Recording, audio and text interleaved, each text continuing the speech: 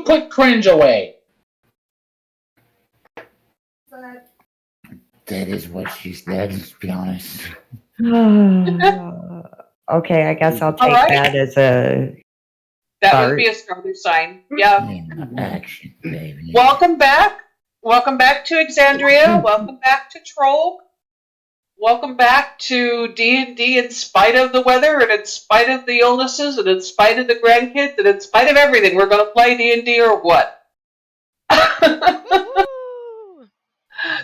When we left off, I believe you were all camped along the road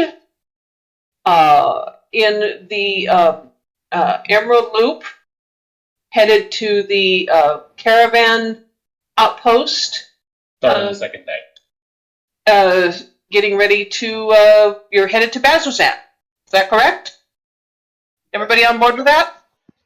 Yep. And I believe we had said you had rolled your watches and you were getting started with your second day. Is that correct? Yes. Pretty sure. Or we're going to have to roll for watches. We did the watch. You did the Yeah. watches already? Yeah. Okay. All right. Sorry, the games are beginning to run together and my board's... Hold on. Huh. I thought we had the roll for the last watch. Say it again. I thought we had the roll for like the last one, maybe. I was on the last one. Right. Second to last one, the wizard and somebody in the other party set a ward over the camp for the last one, and nothing happened. Okay. Right.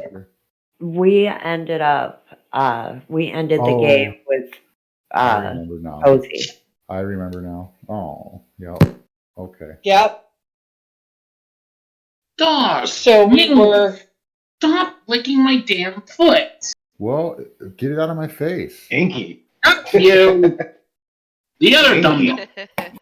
Oh, yeah, and a reminder to please reset your Beyonds to the correct channel. I noticed that Pete got there. So it is bright and early in the morning. What are you all doing?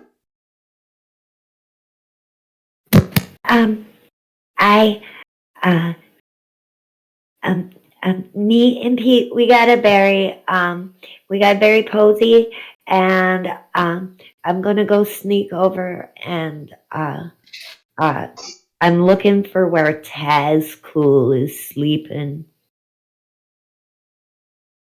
Okay. Leave one of the tents. I think Tazcool had one of the tents, or was in one of the tents. Correct me if I'm wrong, Taz. It was. Huh? Was in one of the tents, yes. Yes. Is he still in a tent, or has he gotten up early? For funnies, let's just say, theoretically, he's still in the tent sleeping. Okay, because Pete and Evie were in one of the wagons all by themselves.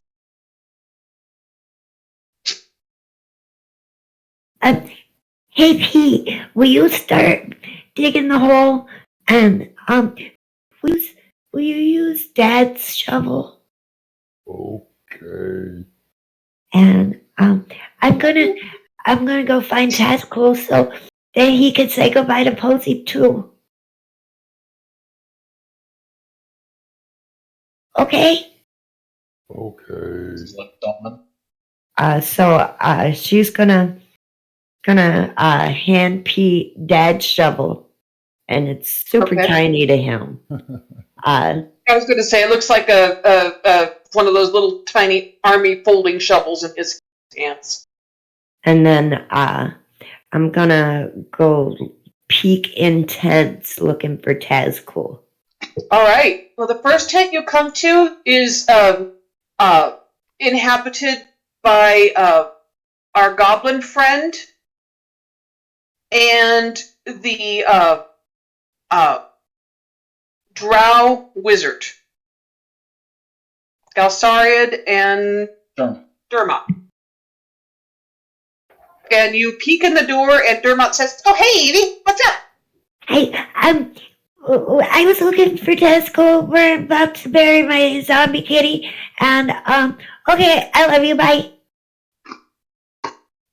Wait. You're burying your kitty. Yeah. Yeah. Well, isn't that the one that you've been taking care of for forever and ever and ever? Yeah. Well, now he has more patches than Posey. Oh, I see. I was going to ask you if you wanted me to. I mean, don't have a lot of necromantic skill, but I could do a little bit of a spell. Maybe it could help you put it back together again a little bit longer. I got an idea. Will you come? Will you come with us? Oh, sure. She got a message. Galsaria does not. He hears all this, pulls the covers over his head, and rolls over. Very definitely staying out of it. Must have checked. Okay. Very You go see Pete, and I'm gonna keep looking for Testicle, and then I will tell you my plan when I get back. Okay, doke. Oh, yeah, no problem. I can do that. Where's Okay. Pete at? He's over there by the, and she's gonna point by the tree where he's digging a hole. Oh, okay, yeah, no problem. So he goes over and grabs 2 mugs of coffee from the pot that's been stewing for who knows how long beside the campfire, and brings one over to you, Pete. And in your hands, a goblin-sized mug is about a shot glass. But he brings you coffee.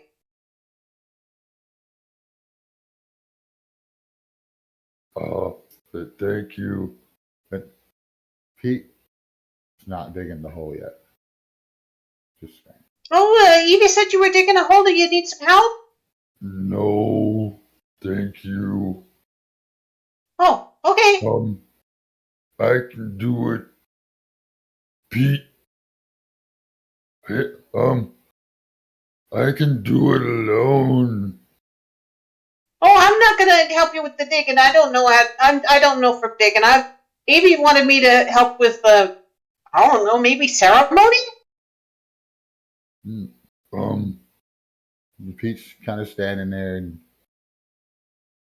he's holding the shovel, kind of, because it's so tiny, and he's shuffling from foot to foot, and he's, I'm gonna be alone, and he's just gonna turn and shuffle away. And he looks at you, and he just says, "Oh, okay." And Dermot just kind of sits down on a rock, sort of not knowing what to do. Clearly, you want to be alone, but clearly Evie wants him there, so he's just going to sit on the rock under the tree where you were and not move, and kind of wait for Evie to come back and tell him what to do. Is this over near the wagons? No, it's over under the trees area. So he's gonna wander maybe 30 feet or so into the woods. I don't know how thick it is. It's not thick. It's grassland mostly. Okay. Just searching for what he thinks is a good spot to put Posey. Okay, easily done. In the early morning light, you know, there's mist, there's dew on the ground a little bit, and there's a lot. It's a meadow type thing. There's some saplings and a tree here and there, but there are more bushes than trees. And it's easy to find a spot that is easy to dig in. Okay. Finding a spot that is appropriate to you is another thing. That's up to you. As we go to the next tent, Evie, you look into it, and this one is where you find. Let's see, Taskell. Who were you rooming with? Were you rooming with Jojito?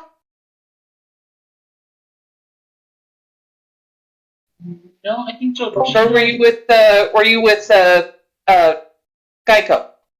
Jojito and Geico were out by the campfire. Oh yeah, Jojito and Geico had the watch. So you're by yourself? I believe so. Okay, so Taskell's by themselves because Queequeg, I think, had pulled up underneath one of the wagons and just kind of. In the wagon. Or Queequeg was inside one of the other wagon. Yeah, Pete slept under the wagon. Queequeg's fine. Yeah. 'Cause it could- Okay. So yeah, you definitely find the tent with Tazkul in it. Are you awake, Tazkul, or she find you sleeping? I'm awake. Okay. And that's cool. Evie, how's it going? I'm having a day. My Posey's gotta die now. Oh, okay. Do you are you gonna kill her? I mean, I don't need help with that, I don't think. That's a joke. Oh, okay. Do you want to say goodbye? We're having a funeral. Oh my God. I guess. Okay. Do you, I forgot. Don't you follow the storm god? Oh no. Oh, I hate him. You hate him. Okay, well, maybe it would be a bad idea to ask him to make thunders for the thing. But you got thunders, right? I can brave some. I love it. I think Posey will love it too. Okay. And then she's gonna pull out her bell as she walks out of Tazkul's tent, and I'm gonna start ringing it, and it's Posey's dead. Posey's dead. Oh my God. So you're doing the town crier, but what you don't notice is that behind you, walking about 5 feet back behind you, as usual, is Posey.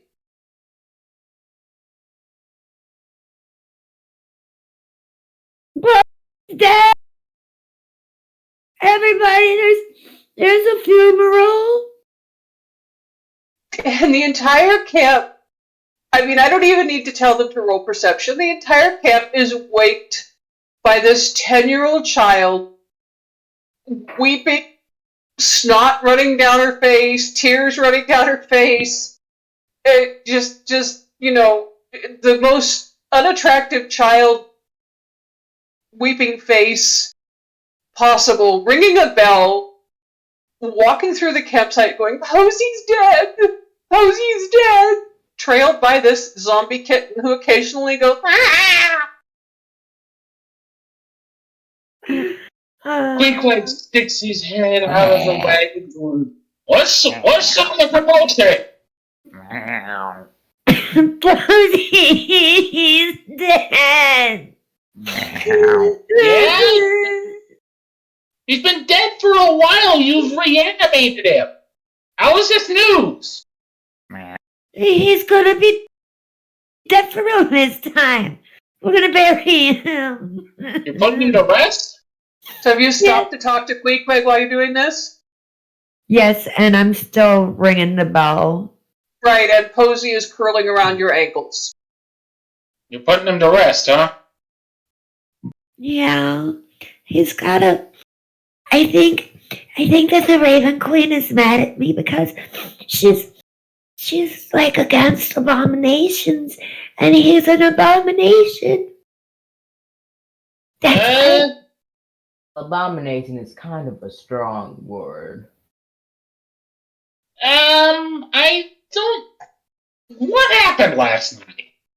And as you say that, Galsarian stumbles out of the tent, says, I would say abomination, maybe abomination. It's a little mini-adation, okay? It's not really a full-on abomination. Oh, what happened last night? You talk to me, Evie. we were reading our book, and then I was trying to fix Posey, and I took a part of my dress off, and I made it her no belly, because I had to sew the arm up with what's his name's shirt, it was his blanket, and now he has more patches than posies. And then they said the crows and the ravens, they were like, yelling in the ears. And I heard her in my head, and it was like, rah! And that means that she's gotta die. If I'm right, I don't think the Raven Queen's mad yet, Evie. I think she's saying that it's time to let him go. And Galsariad is going to use prestidigitation to pull flowers out of midair and hand them to you and say, it's time. Let's do this. We're going to go ahead and hold this funeral for you. It seems only proper. Give me a second. I'll catch up with you. I'm going to go over to the fire and grab a kind of semi-flat piece of wood. And as I'm walking over to where, as I'm following them, I'm going to start carving the name Posey in it. All right, so I need a. Do you have wood carving? No, but I have sleight of hand with a dagger. It's just rough. Okay, if it's just a rough thing, that's fine. I'll let you use sleight of hand. Rough a little sleight of hand to walk and carve. Yeah, Galsariad, gives you a posy of flowers for the grave, and Dermot is kind of standing there, kind of wringing his hands together as he sees you coming towards him with 13. Your parade of people behind you. Yeah, a couple of the letters may not be formed perfectly, and it's not the most beautiful work, but it does say Posey on it, and it is legible. As all of the camp, Maggie Keen Eyes, Ayo Jabe, Dermot, Gaikul, Tazkul, Jojito, the entire group, all 11 of you, show up for this funeral for a zombie kitten.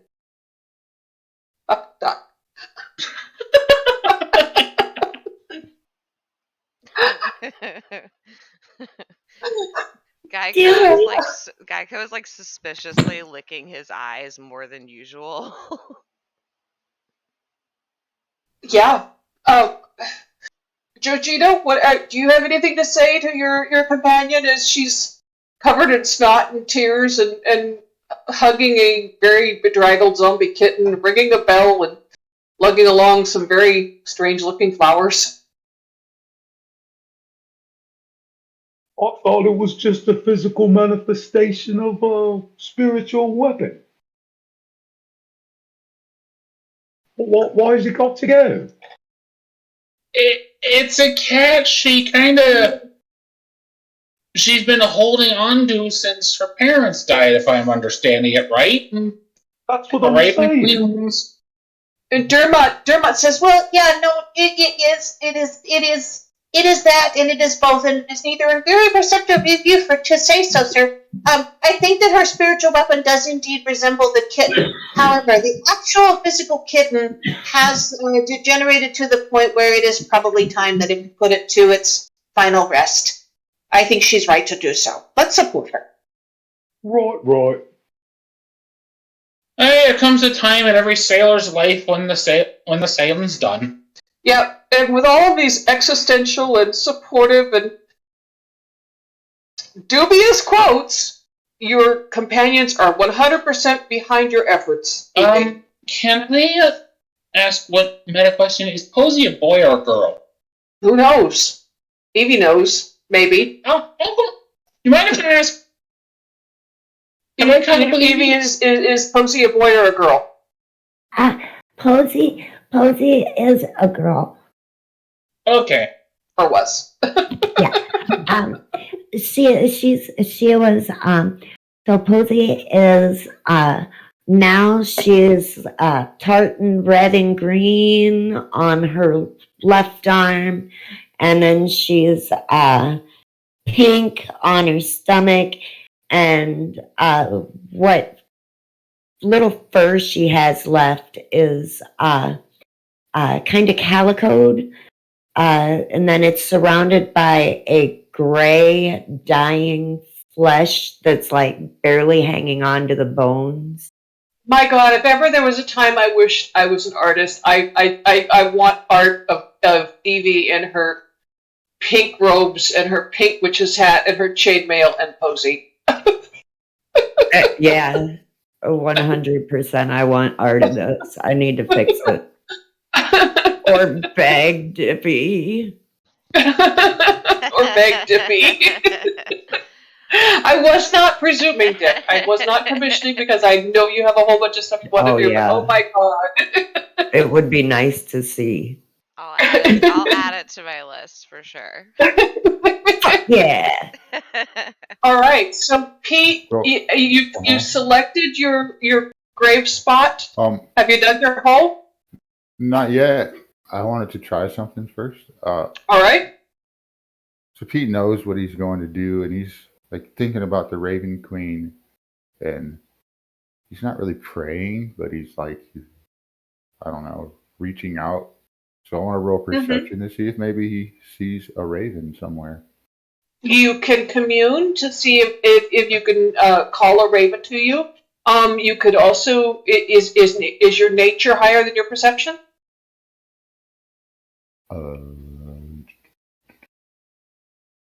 Probably not. I mean, nature. As a druid? It is not. Oh, okay. In that case, yeah, roll perception. I'll give you the higher one. Damn. Natural 20. You do hear in the kind of middle distance, I mean, maybe 100 feet or so away, the cawing and croaking of it's not a murder of crows, it's whatever it is of ravens. I think it's called a revenge of ravens. In a what amounts to a tree, the tallest tree in the area, waking up for the morning and doing their horribly noisy business first thing in the morning. All right. Relatively early in the morning, as ravens do. He's just he'll see that and okay. He's gonna mosey over there. And kind of mumbling to himself. I'm gonna miss Posey. Oh, where is it? He's gonna look around, and then he's gonna use mold earth. To just make this perfectly square and deep hole for the cat. Kind of at the base of the tree? Yep, at the base of the tree. All right, so as you're doing that, the ravens have kind of descended a little bit. A couple of them descended a little bit to the lower branches and are making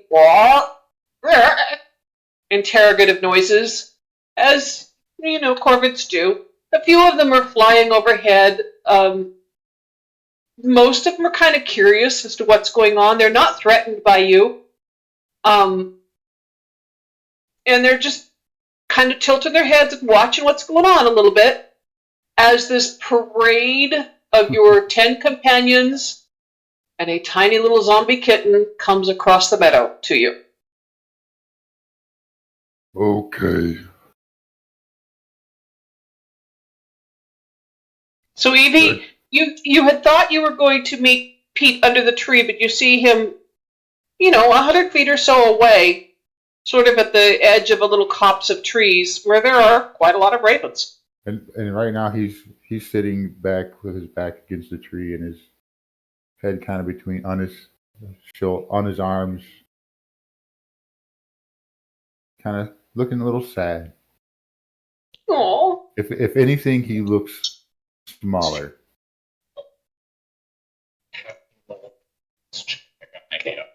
What, Doug? If anything, Pete looks smaller. If possible, he looks like he's smaller. Well, I mean, sitting down kind of with your knees up around your ears and your elbows on your knees, your head kind of resting on your elbows, you do look a little bit, pulled in on yourself a little bit, like you're making yourself a little bit smaller. So, Evie, this is what you see. You thought he was under the tree. You went to the tree, picked up Dermot. Your little parade's heading out across the meadow. This is what you see in front of you.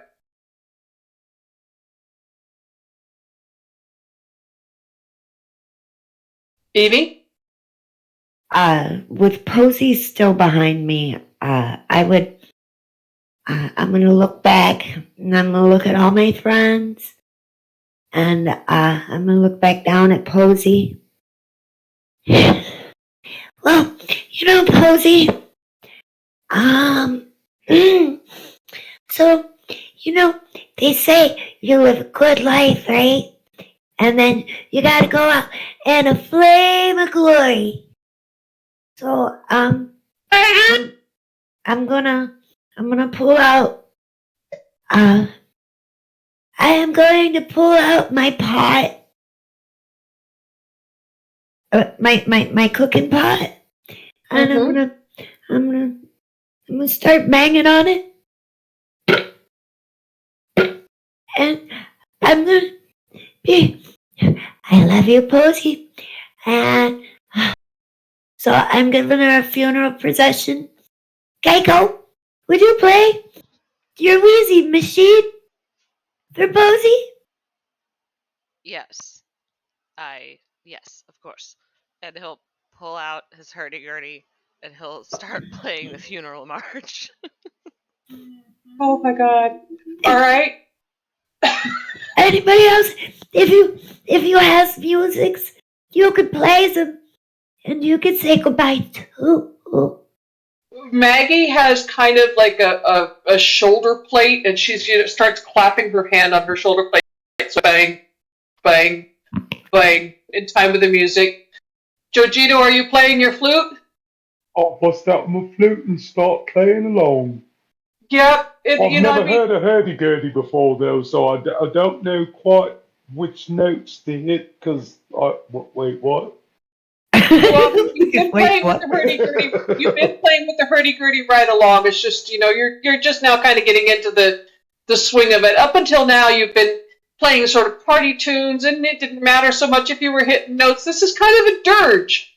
The notes are a little squeaky and squawky, and I need performance rolls from both of you, please. Oh, me as well. Yep. Boom, boom. Are you kidding? Oh, guidance. Oh, God. I would like the guidance. Both of them if I can. I got Yeah, you can. Heavy guidance is two. And I'm keeping my 11. Okay. Oh, I forgot to long rest last night. What's guidance? Guidance +4. is a +4. That was a plus D. Plus a D4, I'm sorry. Not 4, Yeah. plus a D4. Okay. Before the 4. I rolled a what? Oh, I rolled a 16. Yay me. Yeah, no. Geico's not doing so great this morning. Lizards are a little bit slow to wake up in the morning. There's not enough sun. It's not my fault. Yeah. Had an eventful watch. Wasn't the quietest it could have been. Kind of sleepy. Stumbling along. The heart's there. The fingers not so much. Jojita, where's your performance roll with guidance? Chat. Huh? I think I'm in the wrong chat then. I rolled an 8. With the You rolled an 8? D4 rolling a with the D4 rolling a 4, I got an 8. Oh, yeah. No, this is. I couldn't play this. I've never heard that instrument. This is a beautiful, beautiful dirge.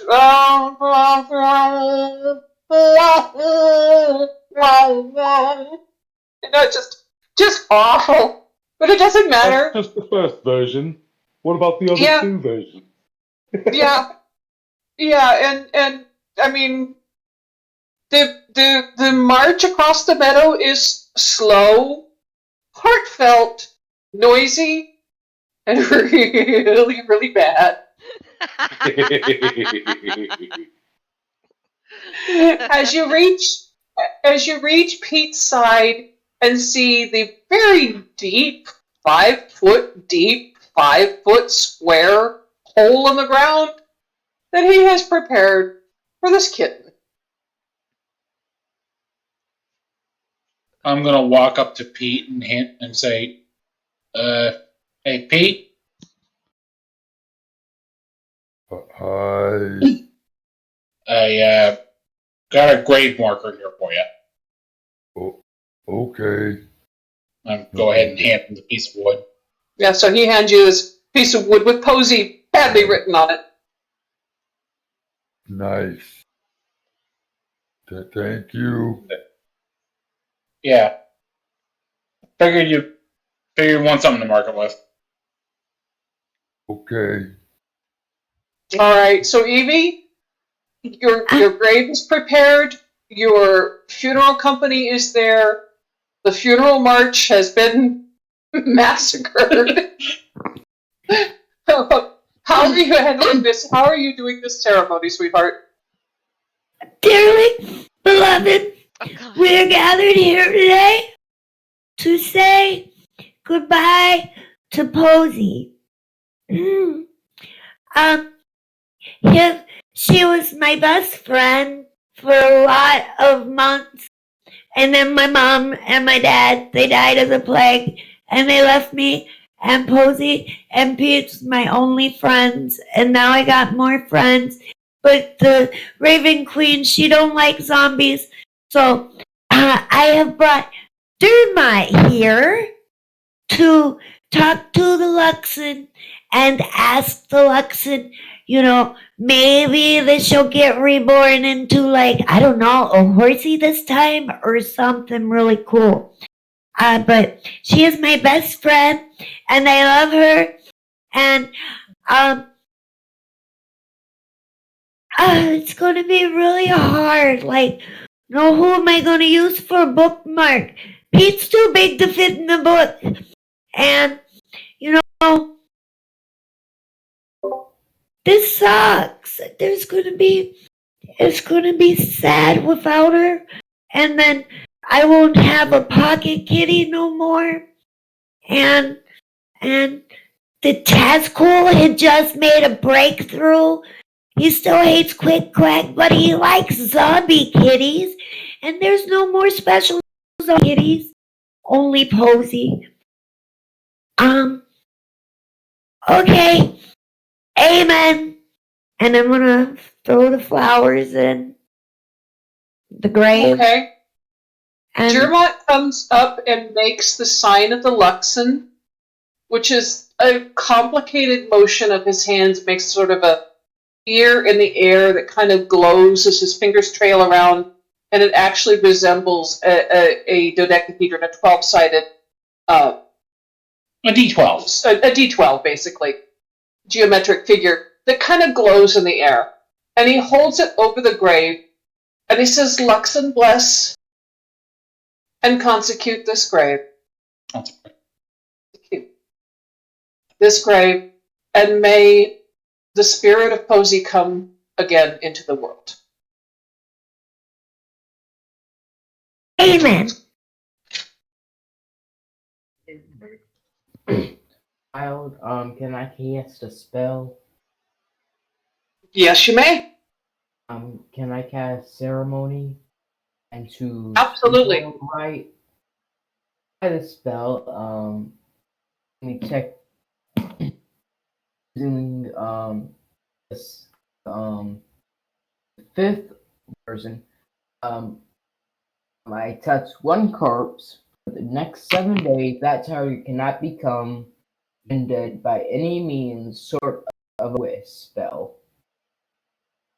All right, so maybe you start the process of casting ceremony, laying out your equipment to do so, and making your observations of ceremony, and you reach out towards Posey, who seems to understand what is required of her, and has gone to the sort of the head of the grave where Pete is standing, and she's sort of between Pete and Evie, standing there. And she looks like she's just about ready to hop down into the hole, in the way a cat does, kind of leaning over the hole and looking down into the hole. And does anybody else in the party wish to say anything? Geico? Geico's like rapidly licking his eyeballs, and he's like, kind of. It sounds like he might be choking on his own tongue, but he's really just like sniffling. But All right. he's like kind of choked up, but he's making it look like he's fine. Galsariad and Ao are completely quiet. Dermot is helping with the ceremony. Maggie is looking at the kitten and Pete and sniffling, and tears are kind of running down her face as well. And she says, "Good kitty," and that's all she says. And Isfan is choking because it's obvious that he is trying to be sincere, but this is also hilarious, and he finds it such. Oh my So god. he's choking and trying hard not to laugh and trying to be sober and respectful, but it's very, very, very difficult for him. Do I notice As we go to Jojito, is there anything you want to say? Just silent too. Hands behind my back, head kind of looking down. While Tazcool was trying to say something. Oh, go ahead, Tasku. Do I notice it's Sven and who to laugh, or do I kind of see him as like choking on his own like tears and stuff? I think he's choking back tears because you're still in the middle of doing ceremony. Can I roll insight? Yes, you may. Yes. While we're doing that, Queequeg, you can tell me what you're doing? Oh, nice. Right now, Queequeg is standing there with the pommel of the hammer in the dirt and his hands pulled over the head of his hammer. It's just planning something for after the burial's done. Being respectful. Okay, got it. All right, so Tasku, you rolled insight? I've got something for when burial's Okay. done where I'm holding silence. Is that okay? I rolled a 17. All right. So yeah, with your insight, you look up from your ceremonial gestures and mumbling, and you see Isfan, and you think for a moment that, yeah, he is kind of choking back tears, but then you look at him a little bit more and you realize that, no, he's kind of choking back laughter. There might be a tear or two in his eye, but it's tears of laughter, and he's very definitely got his hand in front of his face, trying to obscure the grin on his face. After the ceremony, I might just straight up roll intimidation. Okay, well, the ceremony progresses, and Posey actually looks like she's getting ready to jump down in the hole. So are you going to reach out and touch her as she jumps down in? Yeah. Okay, so you reach out and touch her as she jumps down into the hole, and what lands in the hole is pieces of a cat. It's no longer a cat. But it's pieces of fabric, pieces of leather, strips of string, whatever Evie has used to repair this cat over time. There's a button or two where she's tried to sew a button in for an eye. It's bits and pieces of long dead cat. It doesn't stink. There's no ickiness here. It's bits and pieces of long dead cat and bits and pieces of rag and bone and thread and string. It resembles, for all the world, nothing more than a mummified cat in a little heap of household.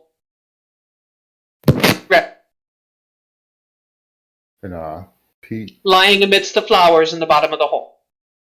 Pete's gonna get on his knees. Oh, bye, Posey. And he'll use mold earth. Okay. Cover the grave back up. Right. Pete covers the grave. Evie, go ahead. As he starts getting the dirt to come up to the sides, I would just like to make sure that she's in her spot, and I'm going to use where'd it go? Sacred Flame on her. Mm-hmm. Okay, so as the dirt is starting to fill in the hole, you reach out towards it, and a pale blue flame starts to burn what is in the hole, the flowers and the refuse and the little bits and remnants of the cat burn up almost instantaneously in like a cremation pyre that has almost a scent of incense. And Dermot nods approvingly, says, "Well done. Well done, everybody. Well done." And as the dirt fills the hole back in, so you cast some druid craft, and some vines are going to come up and kind of, they'll tuck the sign into little vines, and some flowers will grow around the grave.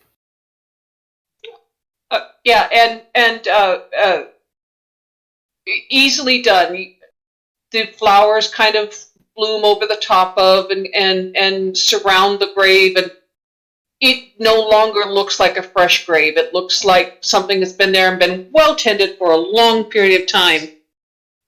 And as you're doing that, Queequeg steps forward and does. I thought I heard the old man say, "Leave her, Johnny, leave her. Tomorrow you will get your pay, and it's time for us to leave her. Leave her, Johnny, leave her. Oh, leave her, Johnny, leave her. For the voyage is long when the winds don't blow, and it's time for us to leave her." He rolled a 22 on performance. That was beautiful. And Queequeg does the sea chanty as he's standing there, sort of in a moment of silence as the flowers bloom over the grave. And Maggie lets out a big old sniff, wipes her nose on her tunic, and Ao says, "Well, that's done. Can we get some breakfast now?" I don't know if I can eat right now, but maybe I'll have some eggs, some sausage, and some bacon, and maybe one of those eyeballs. And the consensus from the other group, and from, the good share of your group, is that ceremony's over with, it's done with, it's time for breakfast. And you all sort of traipse back to the campground. Make a perception roll, Evie. This one time when Posey was just a little baby, 9. She was like trying to drink the milk, and then she fell in the bowl, and then the cow almost ate her, and it was the best day of our life. I loved her so much that day. Pete, make a perception roll.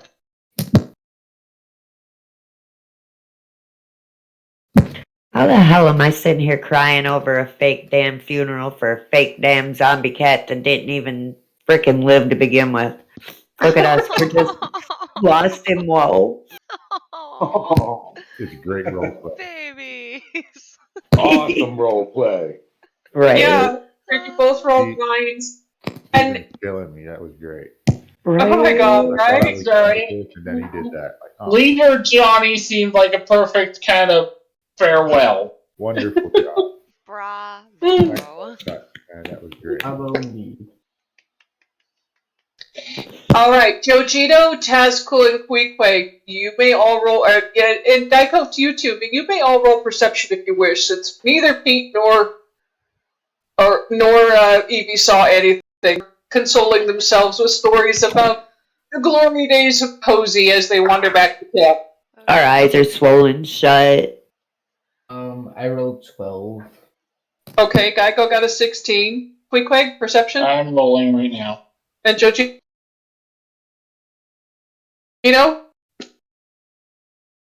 Jojito got a 6, okay. Jojito's very definitely sniffling along. 8. Okay, and Queequeg got an 8. Geico, you, for some reason, you look back, and you can play this off as you could say something or not. It's up to you. It's a big old meta. But you do notice that the ravens come down out of the tree and sort of surround the grave and dip their heads.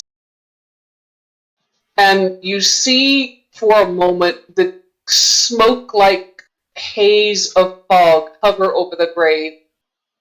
And it seems to be the shape of a cat. Do I have And then it's gone.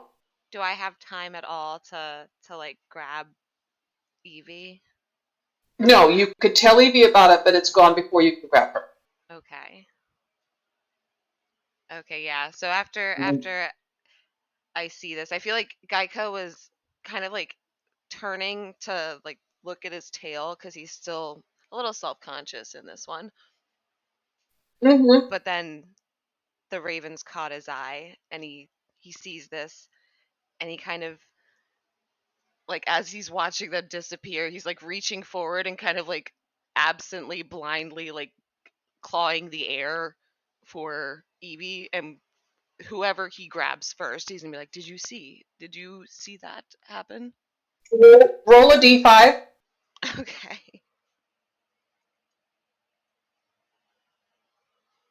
3. You grab Jojito, who Hello. rolled a 6, so he didn't see anything. I didn't see a thing. Okay. Where Evie? And then, oh, Geico, Did you see what happened on top of the grave? yeah, Pete put the dirt on it. Yes. He did do that. Well, as we were leaving, though, it seemed as though the ravens from the trees and that were circling, they all, I don't know, they landed and they hunched over. It was weird. They all looked like they might throw up at the same time. But then there was a poof, and it looked like Posey. Oh, well, Geico, sometimes when people die, they get gas and then they fart really loud. It's called a death fart. And, it's kind of dusty. Does a death fart usually take the shape of the person who did it? No, but it does make everybody around you want to puke at the same time. I understand. Thank you. Can I roll perception to see if I hear this? No, this is very obviously overheard by the entire company because you're also working together. And Dermot is kind of shaking his head, and he's doing the very best impression ever of that's not how this works. That's not how any of this works. But he's not saying anything because it's a 10-year-old child that just buried her kitten, and he's not going to correct her on this, no matter how much of a cleric he is. And Ao is just, by this time, Ao and Istvan both have the giggles, and they're kind of trying to stay at the front of the group and giggling to themselves as they go back to the campfire and cannot quite believe how this morning started and trying hard not to double over with laughter. And yeah, everybody heard this. Weekwig is cross-eyed trying to keep the giggles in. And I think Geico is like... Hold on. go ahead, sorry. Go ahead, Geico. Please, go ahead. Oh, Geico's just going to kind of like pat Evie on the shoulder and like back because his hand's pretty big compared to her. And he's just going to say, thank you for continuing to teach me how the world outside of the swamp works. You are smarter than you look. Oh, Yeah, and less tasty. I just think it's hilarious that our companions were all very adult. And it's like, we're just a group of like special ed adventurers. It's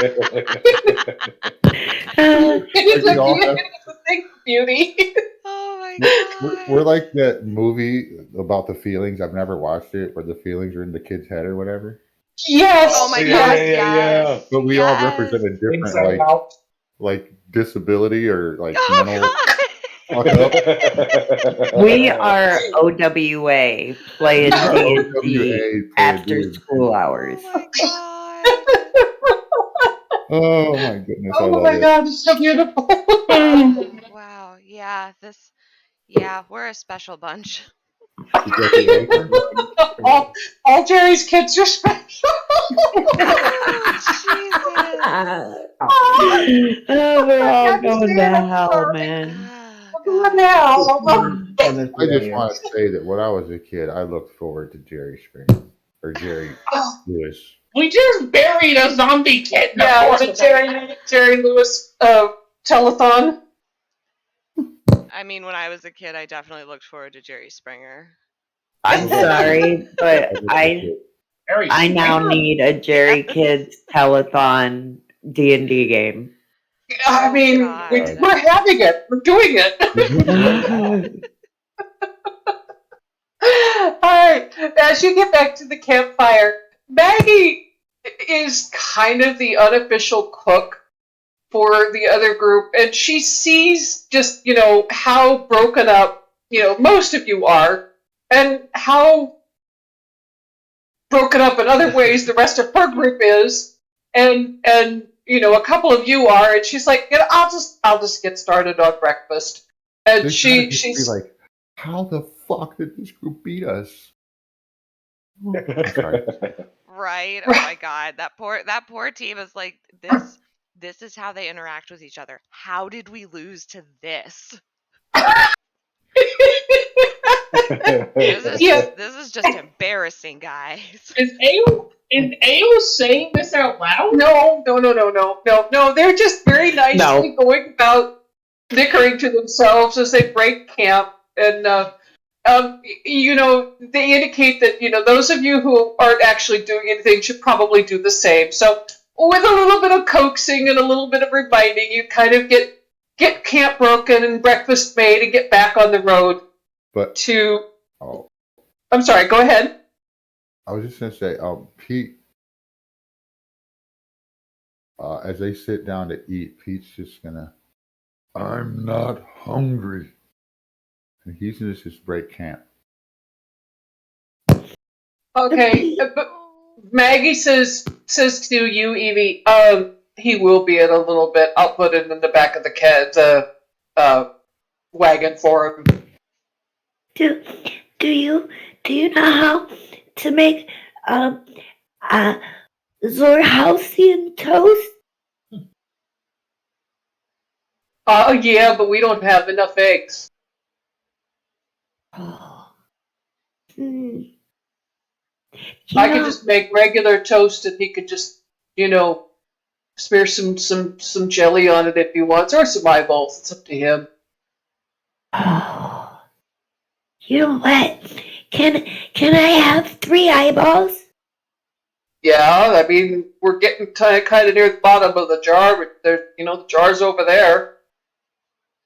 You're the expert. Can you find me 3 juicy eyeballs so I can make them eyeball jelly? Sure. She reaches in the jar, fishes around, and hands you 3 incredibly juicy pickled eyeballs. Before I get on the God damn it! How do we do these things?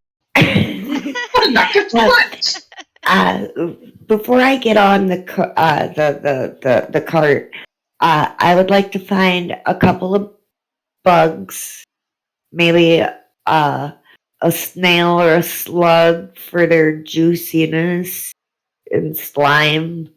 I mean, it's early morning on a prairie. Yeah, there's bugs around. There are snails. There are slugs. Big old banana slugs. Oh, it's banana slug eyeball jelly sandwiches for him. Yep. So yeah, I'm gonna gather the ingredients and then I'm gonna go ahead and climb up on the cart. Quick meta question. Uh-huh. Do banana slugs in this scenario also make your tongue numb if you lick them? You have herbalism, right? I do. I don't know if I do. Let me check. Do either of you have any skill with nature? I have +3 proficient here. +5 in nature. Roll a nature check. I'll guidance her. Okay. Okay. Okay. Give me. And help. Oh. Because I would know that, like, they make your tongue numb. And I know what kind of stuff that Guy goes into. So I would definitely be like, you want some numb tongue stuff? Yeah, no, these banana slugs a little bit resemble nudibranchs in that they have kind of brightly colored stripes on them. In addition to their weirdly brown-yellow coloration, and they very definitely have the tongue-numbing function.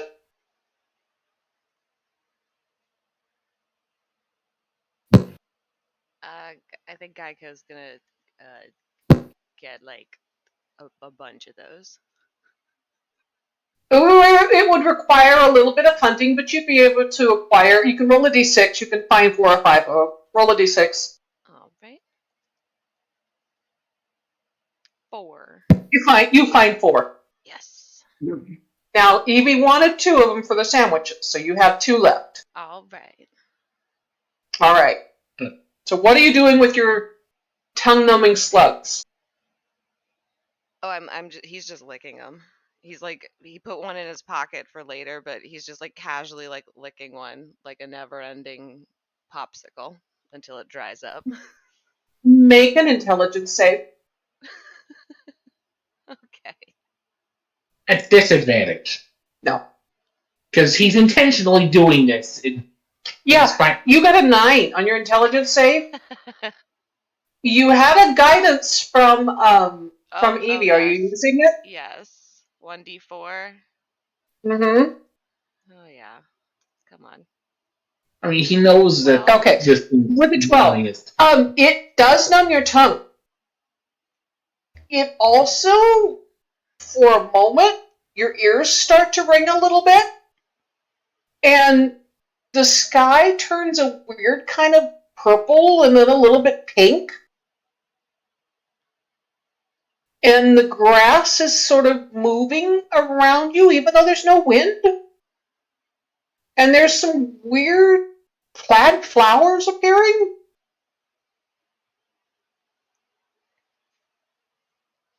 And you think for a moment that you can hear colors. Oh my. And it only lasts a few minutes because you only did a couple of licks. But you realize with a 12 that this slug very definitely had an effect on your intelligence. Evie. Yeah, Geico. Maybe just use one of the slugs for the breakfast treat that you're making. Okay. You haven't licked your eyeball in a minute.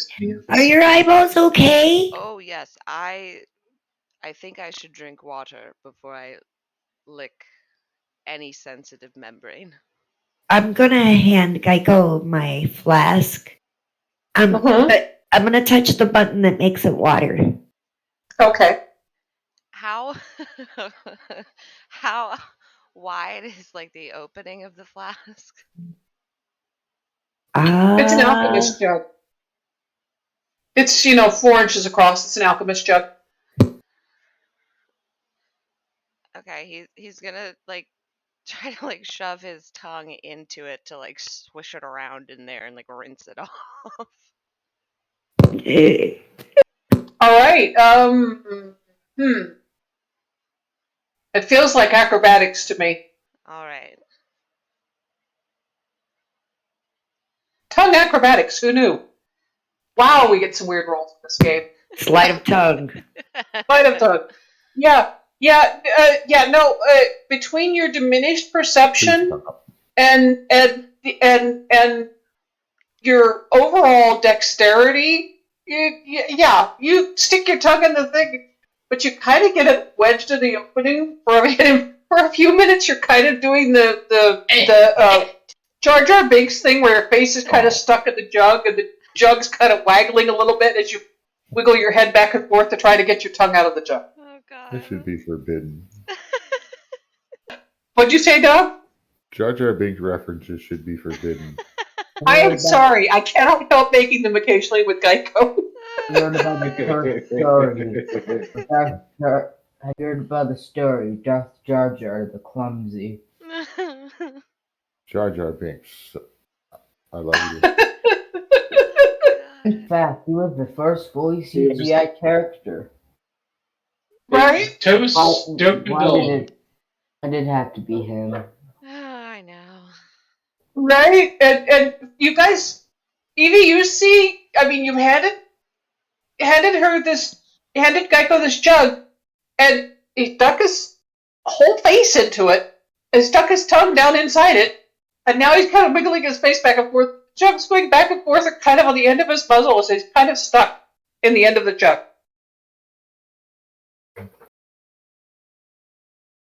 What are you doing, Evie?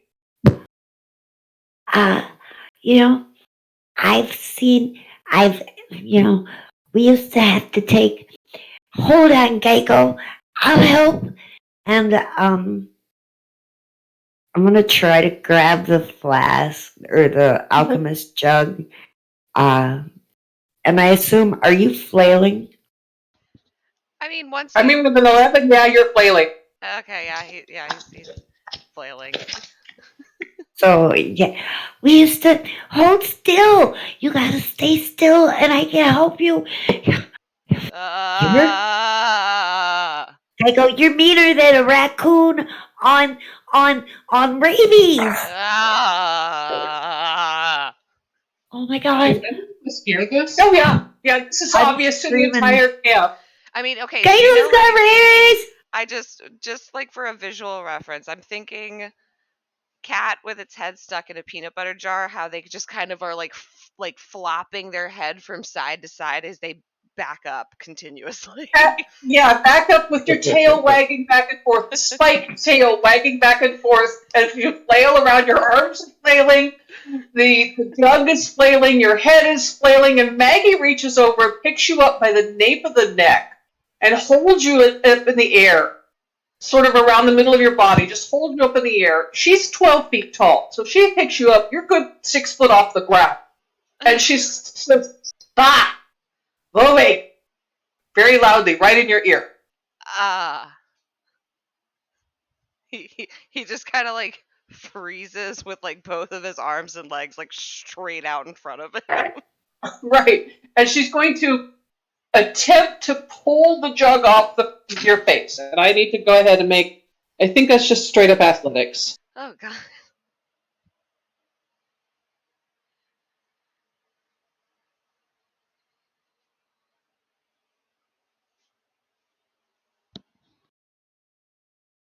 She's very strong. So, yeah, she's not able to get a great grip on it, but she's +8 on it. And the jug absolutely pops off your face. But because she only rolled a 10 for the actual activity, I'm going to say that her strength is able to free you from the jug, but the jug goes rolling across the ground. As you're dangling kind of almost in front of her face. Thank you. Thank you. You guys, what were you doing? Why did you have your head in the jar? I was rinsing my tongue. Why? And he's just gonna lick both of his eyeballs very slowly while he's still making eye contact with her. And she looks at you, Evie, and you picked up the jug? Yeah. Okay, you ran after the jug, picked up. She looks at you and says, why? Never mind, I don't want to know. Breakfast is served, and she's going to drop you. She's absolutely dropping you from about 6 feet up, and you land with a splat in the dirt. Thank you for breakfast. Kind woman. He's gonna stand up and kind of brush himself off a little bit. She's just already walking away. She started to ask why, realized that whatever answer she was going to get was not going to be sufficient to explain whatever happened, and just tell you that breakfast is ready and stalk back to the campfire. So Pete said he's not hungry. Anybody else abstaining from breakfast? I'm going to eat, sadly. Okay, so you're eating sadly. Geico is going also Mhm. to eat. He will join. Poor sad Evie. Well, Geico's tongue is numb, and he's still hallucinating a little bit. Oh yeah, no, he's gonna go find Pete. Okay. Jojito, you and Tazcool and Queequeg, are you just settling down to eat breakfast? Yeah, what is breakfast? Breakfast is rations, plus whatever fresh food you had left over, plus some pickled eyeballs. Let's depend on the eye. The last of the pickled eyeballs. So, not too much time is spent on it. You're eating up what's left of the fresh food from town, breaking into the rations. The pickled eyeball jug is emptied, rinsed out, and placed back in the in one of the carts to be used again for some other purpose at some point in time. And you guys are back on the road in your normal places in the cart with Dermot and Galsariad taking the reins of the cart that you and Jojito are riding in, Evie, and Ayo and Istvan taking the reins of the cart that Tazcool, you, and Geico are riding in. And Pete and Maggie and Queequeg, once again, Kind of trailing along beside you as you all start out your journey into or down the Emerald Loop, headed towards the caravan stop on the way to Bassosan. And I'm going to take a few minutes break here if anybody needs a break. And we'll get started on our journey here in a few minutes. Oh my god! What? What? Don't get more. Okay, honey. Huh? I think he said he's going to get some water. Oh, okay. How the hell Yes. are we gonna have and cry? Oh my god, you guys. That was brilliant, Steven. It was a beautiful ceremony all the way around. I'm sorry, it just felt right. It seemed like a song sailors would sing for not religious purposes, but to say goodbye to a good crewmate. Yep. I love Seemed it. like something he would sing at a burial at sea. That was dope. Yep. I loved it. Anybody else vote that Queequeg take a level of Bard and become a Bardarian? Oh my gosh, please. Do it. I actually think you should just give it to him. I'm at the point where I'm almost ready to. One A level. ring or something, yeah. One level. Yeah. One level Bard. Bardic Initiate. Oh, Yeah. Man. That was great. It was really So well done. good. And it even Yeah. sounded cool and authentic too. Yeah, it was beautiful. It was so meaningful. Oh my god, this group. I love you guys so much. A fucking funeral for a zombie cat. Oh, we're fucking stupid. I mean, if you really broke it down, it's much deeper than that Oh, it was. yeah. as far as characters go. Right? What? Evie, do you have Find Familiar? You know, I am able to go ahead and go in and out of spells. So let me see if it is available. Known spells. Wasn't Kitty your spiritual weapon? Yeah, she does use spiritual weapon as a giant one of them. A giant version of Posey. Yeah. Oh, gotcha. Okay. Find traps. Yeah, see, I thought Posey was your spiritual weapon. Oh, I'm a Oh, cleric. no, giant image of her.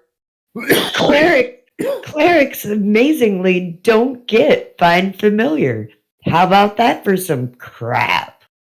Some of them do. Oh, really?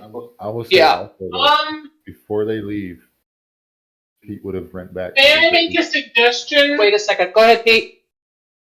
Pete would have went back to the little grave and left Posey's little travel box. Oh, yeah. Oh, Very yeah, that's definitely. right. You carried her in a little box on your hip. Yeah. Little scroll tube that she sits in.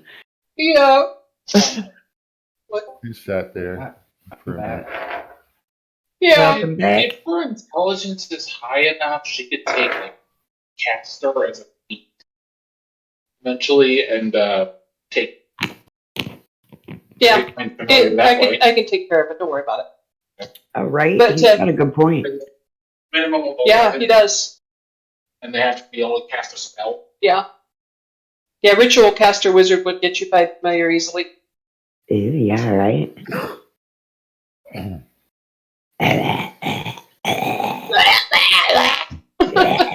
I didn't change my spells during the short rest. Okay. All right. So you go ahead and do that. I'm going to use the rest. I'll be right back. Okay, yep. Really that shows I'm an Oathbreaker now. Guys, the feat I took, Dragon Fear, is completely useless.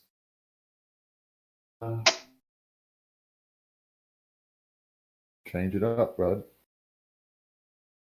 Okay. Talk to WIlde about it. Okay. If I could, it'd be great if I could take Great Weapon Master instead. I mean, I don't know, but it probably wouldn't be a problem to switch it out. Just hit WIlde up in DM or something. Okay. Explain why, and it typically doesn't matter. Okay.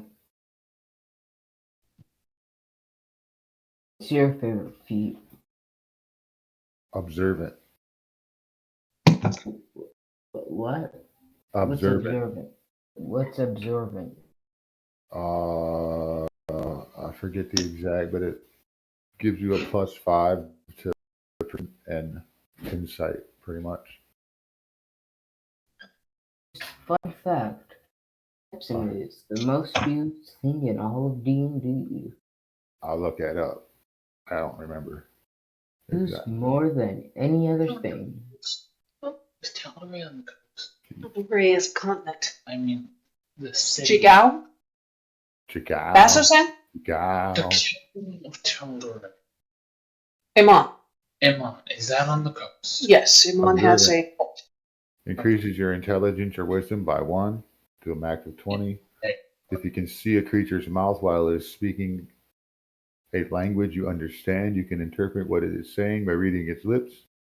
And you have a +5 bonus to passive wisdom and passive intelligence. That's a hell of a feat. That's a broken one. That's observant. Oh, This player's handbook. Don't have Mm-hmm. I like some unmarked Arcana stuff, to be honest. That's my favorite feat. It's a good one, but by God, that's a broken feat. Plus, if you tie it into something that's already working on intelligence or wisdom, that's why Dilly's so badass.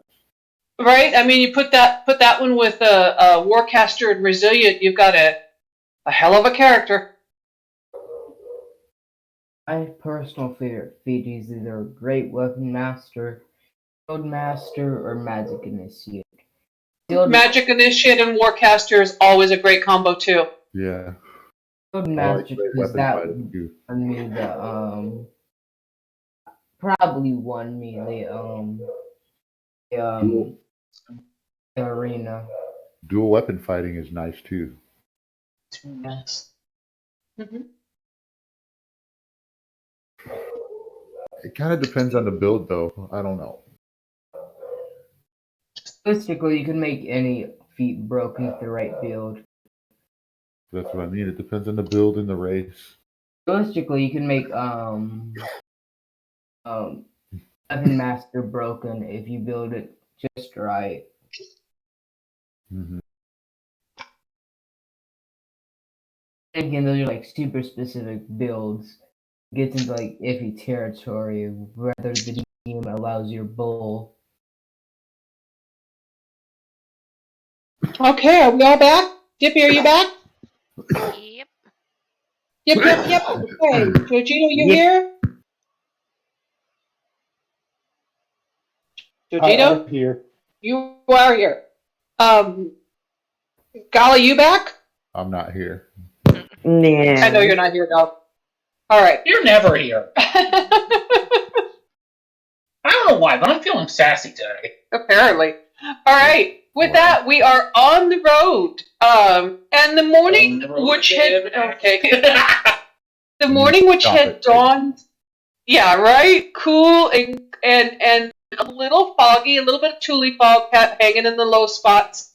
Has burned off. It's bright, clear, and warm as you're traveling along. And it's mid morning, and I need perception rolls from everybody, please. Paula. Jeez.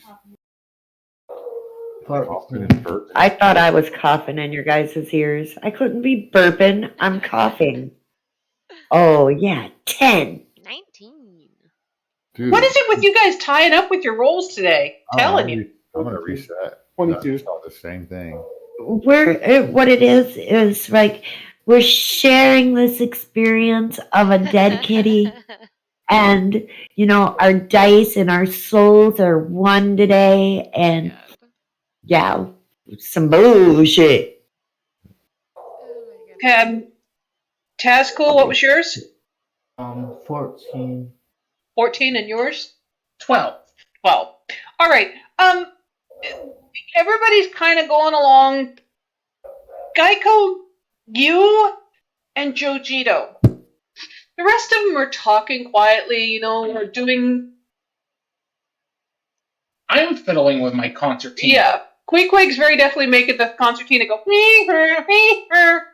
as he's starting to learn how to figure it out. And I feel like Pete and Maggie are walking along beside him, kind of going, "Ow!"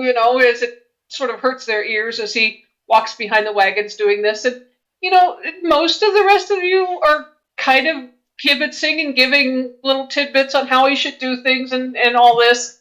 And but Geico, you and Jojito, you looking out in the distance ahead of you, see off to the right-hand side a large, what appears to have been a wagon, turned on its side, wheels kind of broken, and the wreck does not appear to be that long ago. There's no sign of horses around. However, there's some very large frame creatures sort of picking over the wreckage of the wagon. And how far away from the road is it? It's maybe 50 feet away from the road and about a half a mile in front of you. Oh my gosh, look over there. That's what she just said. I didn't want to repeat it all. That is beautiful. I love that. I approve. Oh, you guys, it's like when it was in my book. See, look, And she's gonna pull out the Goblin's Bride. It is not the Monsters Manual. And then there was a broken down cart, and there were monsters that were around the side waiting to ambush our hero. Hey, it's a good thing none of us are heroes, huh? Most definitely not. I'm a war criminal. That is most definitely probably an ambush. You're a war criminal? I'm just joking. Probably in some continents. All right. Knowing you, I believe. I don't know if you're joking, but that's super cool. But wait, no, it's not. I'll keep an eye out for any wanted posters. All right, and so are you going to investigate the wreckage of this wagon, or are you gonna pass by and leave it on the side of the road? What are you doing? I'm You said headed. you saw? No, go ahead, Joe. I was just asking, how many did you say we saw? You saw the wagon, just the wagon, one crashed wagon. It's large, overturned No, on but, you sort said of in a ditch. creatures around it. You got the impression that there were one or two creatures there. There's no sign of them now. Oh, you guys want to go check this out? I'll go with you because that way we can prove to Gecko that it's not an ambush. I I'm will going there. accompany you. Look, I think I'll go with I him. hope it's an ambush. Can I roll for stealth and try to? I suggest we try to go a little quietly. Actually, if we're going for stealth, I'll hang back then. Okay, so Queequeg's going to hang back because he's not very stealthy. So Jojito, you and Evie and Geico are going? Yes. And me. And Tazcool. Okay, all of you roll stealth. Tazcool, do you have disadvantage on stealth? I think you might. Rolling stealth. 14, I have Not disadvantage. possible. I'm yelling intimidation and yelling Ah. cowards come out. Oh god. Hey, I roll intimidation, Wild. No, you may not roll intimidation on an empty card. Do you hear? I'm gonna give Tazcool Bardic Inspiration. Just for that, give him disadvantage. Do you hear the smile on his face? I know, I do. I'm wearing the chainmail. I already have disadvantage. Double disadvantage. You have a Uncomfortable 1d8 for Bardic Inspiration. I have a -1 and disadvantage. Oh god. I have enough d20. Eight. Okay, so I have super disadvantage. I'm telling on right? him anyway. Roll and give me that beautiful roll there, dude. Oh, I have super disadvantage, right? No, just disadvantage, and you have Bardic Inspiration if you want to use it. Which is a D6. No, d8. Oh, D8, sorry. 13 13. All right. with Bardic Inspiration. Nice. With Bardic Inspiration, of course. Oh my god. Oh my god. I'm All not right, gonna so try it at all. yeah, well, I mean, neither is Evie, and neither is Geico, and certainly Jojito tripped getting out of the cart. So Yeah. my stealthy group of 4 makes their way over to the cart, clank, clunk, clunk, clank, clunk, clunk, as you roll a 14, a 13, an 8, and a 13. Yeah, see, I rolled so bad, I was telling on people. Yeah. Hey, look, he's right there. Look, he's there. Look. Yeah. And you get over to the Evie. wagon, and there's nothing, no animals or creatures around the wagon that you can see. I just see It Evie is- skipping. It is, what, Pete? I see Evie skipping. Click, click, Oh, yeah. click, Skipping along, hat flopping down her back. And clanking all the way. Clank, clank, Clank, clank. clank, clank. Yeah, Jojito very definitely tripped, caught his quarterstaff in the back of the wagon as he was getting out, fell out of the wagon.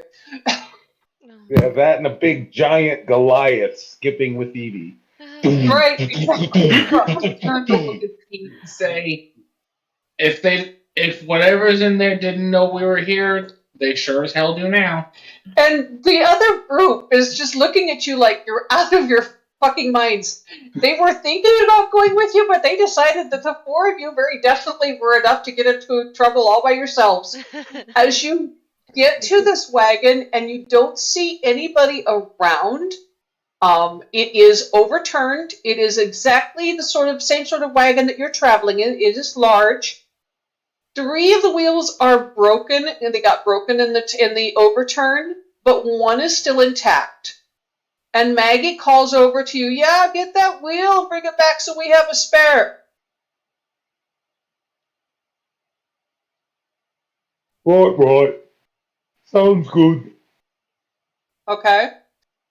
So with a little bit of help, and if somebody has mending, they can help you with loosening the shaft and so forth. You can get the wheel off. It's no trouble. Yeah. Yeah, Yeah. and if you want to roll investigation, you may investigate the wreckage of the cart. Yes. I am digging through it all and throwing stuff, not really looking.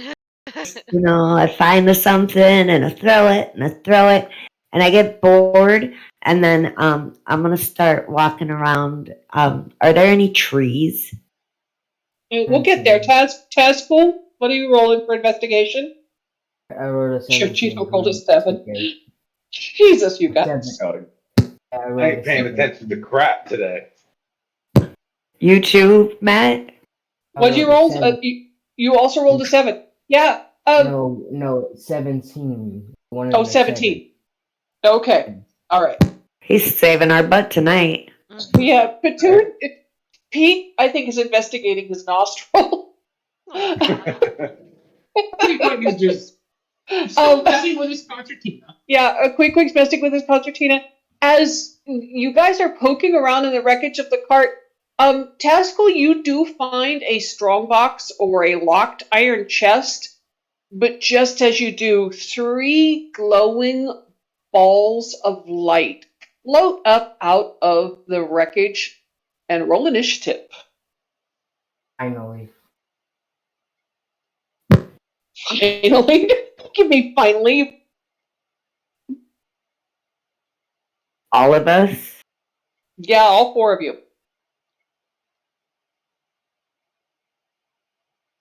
Oh boy. 15. 4 of them? All 4 of them. I mean, by now I imagine I moseyed over. Is all I'm asking. Oh, did you? So that in that case, Well, I rolled roll investigation. initiative, all 5 of you. And you accepted it, so I figured I was. I there. did, but you were investigating your nose, so I figured you were on your way. Yeah, 5 of them, because I got the back from the. Yeah. I was messing with the concertina. It just felt like some time had passed, so I thought, I don't know. I'm gonna roll initiative. Yeah, absolutely. 15. A whole 5. But Pete's very sad, so that's why he's not noticing anything. Oh. Right? Pete.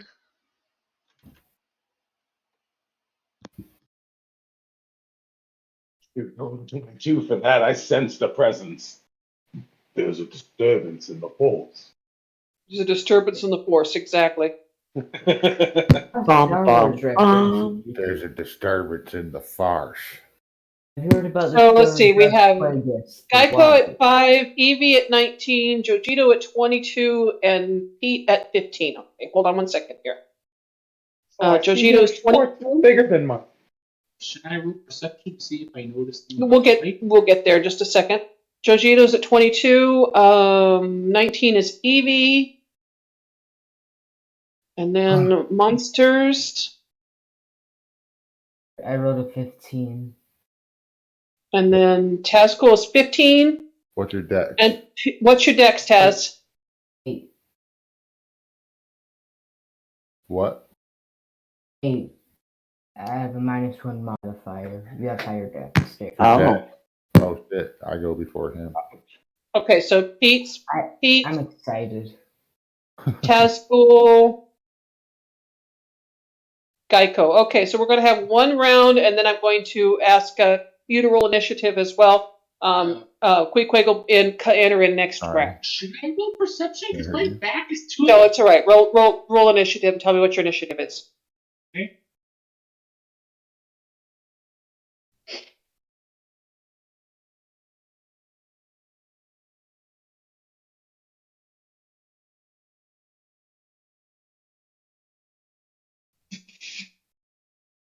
No, you also rolled a 5. Okay, so Geico, what's your dex?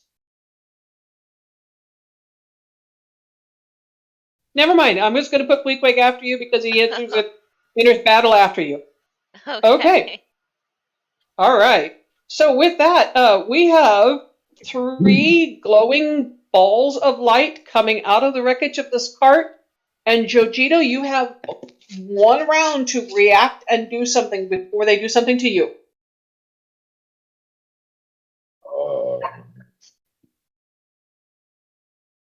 Knuckles are considered magic. Yeah, they have magical properties, so yes, they are magical Those weapons. knuckles are. Okay. Plus, Yeah, you're I not. think- what We level didn't are we at add now? that yet. At level 5, your punches count as magical strikes anyway, I believe. Okay. You'd have to look at your class. I thought it was 7, but I'd have to look at it. Yeah. Yeah, you'd have to verify But I have the magical knuckles, so it doesn't matter right now. for sure. Yes. We didn't add that yet, so I'm still gonna just roll for unarmed strike and just add 1. Yep. Okay, got it. 2 damage. I'm sorry. I believe we settled on +2 to damage. Yeah, No, plus 2. +1 to damage and +1 to armor. Oh, Oh, that's okay. right. Yeah, you chose Okay. 1 to 1 and 1. Okay. Yeah, I'd rather have the extra armor because I'm only at 17. Only at 17. All right. Only at 17. Iron. Go ahead. So And you're at trying to level hit 5, one I of the- do get. Yeah, I'm gonna punch at 1 and see what happens. All right, go ahead. Ouch, that didn't go well. 15. Yeah, no, that does not hit. You swing wildly and it floats just out of your reach. And I need to check and see if it has a reaction. Hold on 1 second. I do get 2 turns, 2 attacks around now though at level 5. So do I get both, or is that just 1 for reaction? If you get 2 attacks, go ahead and attack again. Okay. I'm gonna try my staff this time. All right. My staff does 1d8 if I do it 2-handed. So.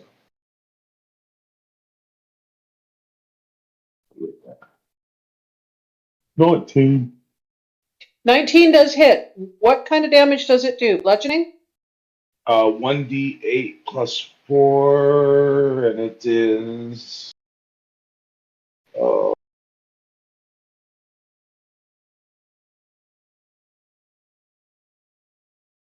I'm pretty sure it is bludgeoning damage because it's a Okay. staff.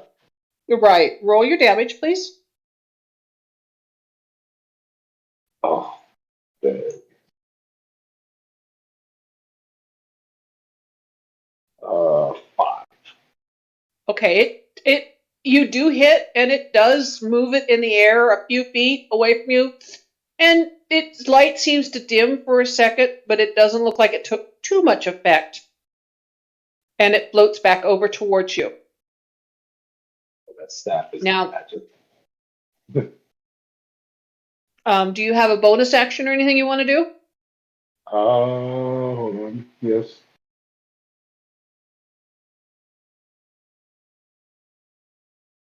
Finally, I heard that, Matthew. I heard that.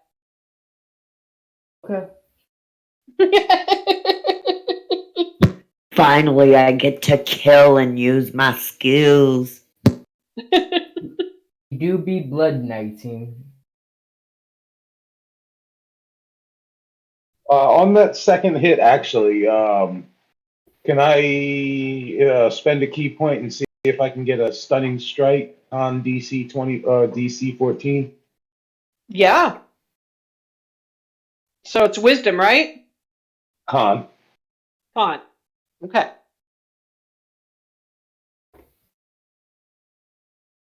I will memorize that before the end of this campaign. That would be a nat 1. It is hanging in the air, completely still, glowing, but it looks almost like a party light or something. It's just glowing and hanging there, completely still. Is there any other one within melee? There are 2 others within melee range. Now, I don't know if you have this ability yet. I don't know if you even get this ability, but sometimes with a stunning strike, certain monks have the ability to extract aspects if they spend another key point. So I would remind you of that if you want to do that. Gotcha. I don't see it on my list. Okay, then don't worry about it. Yes, there are two others within range.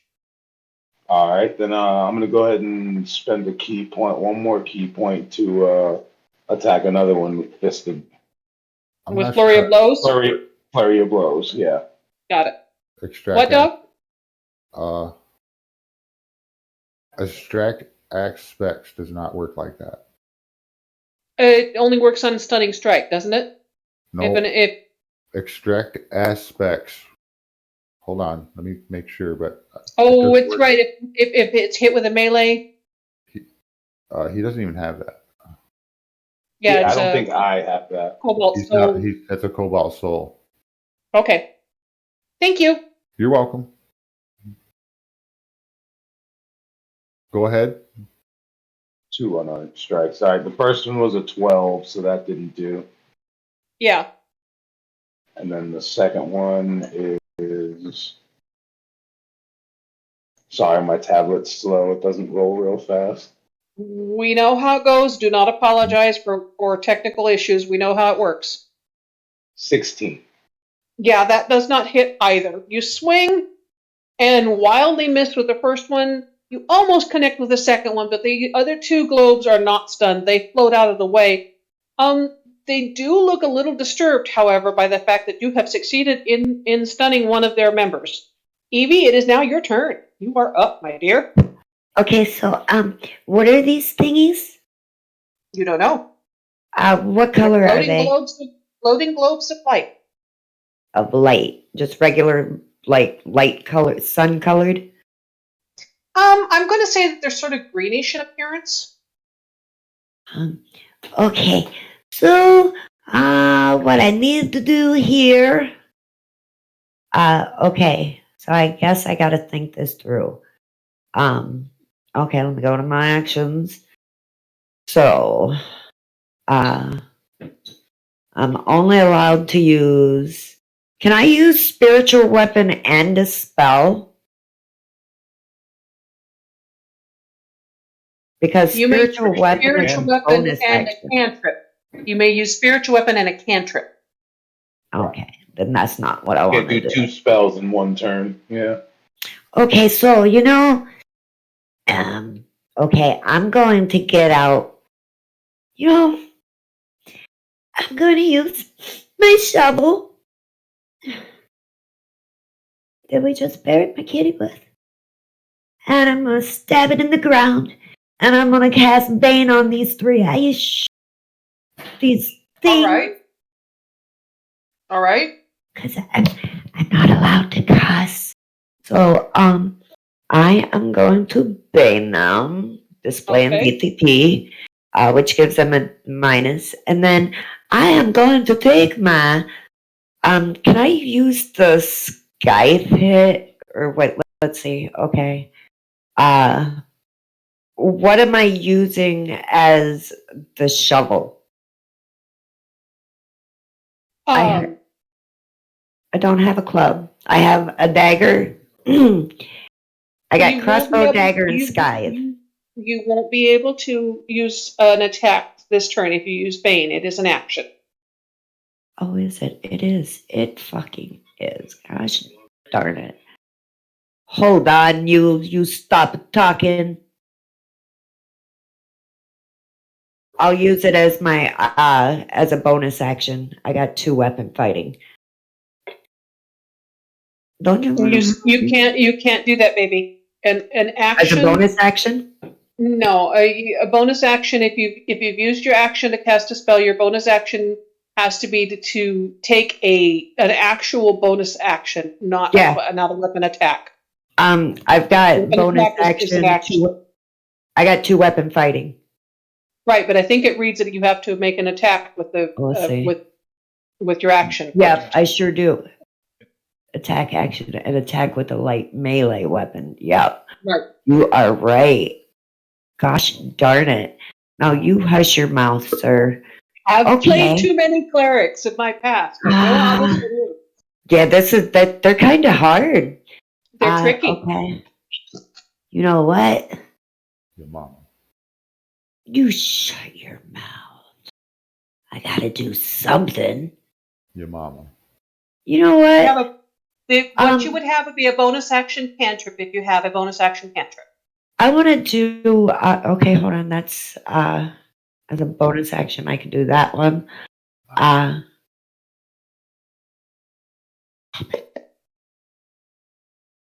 will go ahead. You know what? No, that'll be the end of my turn. All right. So you Yeah. cast Bane, and I'm going to say that the two that are floating pass the save, but the one that is stunned very definitely takes the Bane condition as well. So it's going to fail saving throws as long as you hold concentration. You have to hold concentration on Bane, I believe.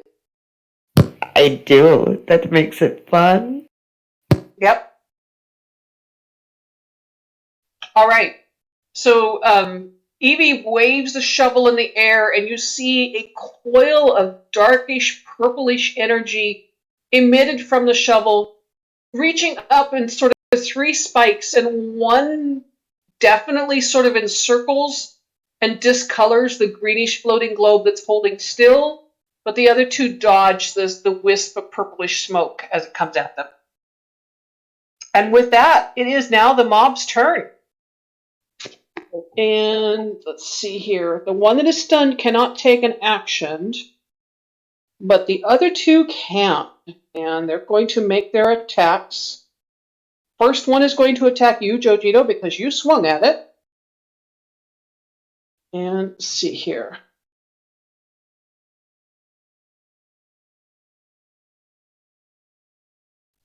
Do its regular hit here.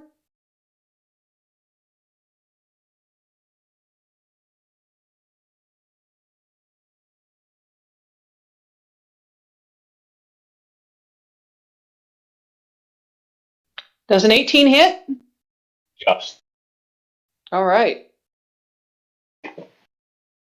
You take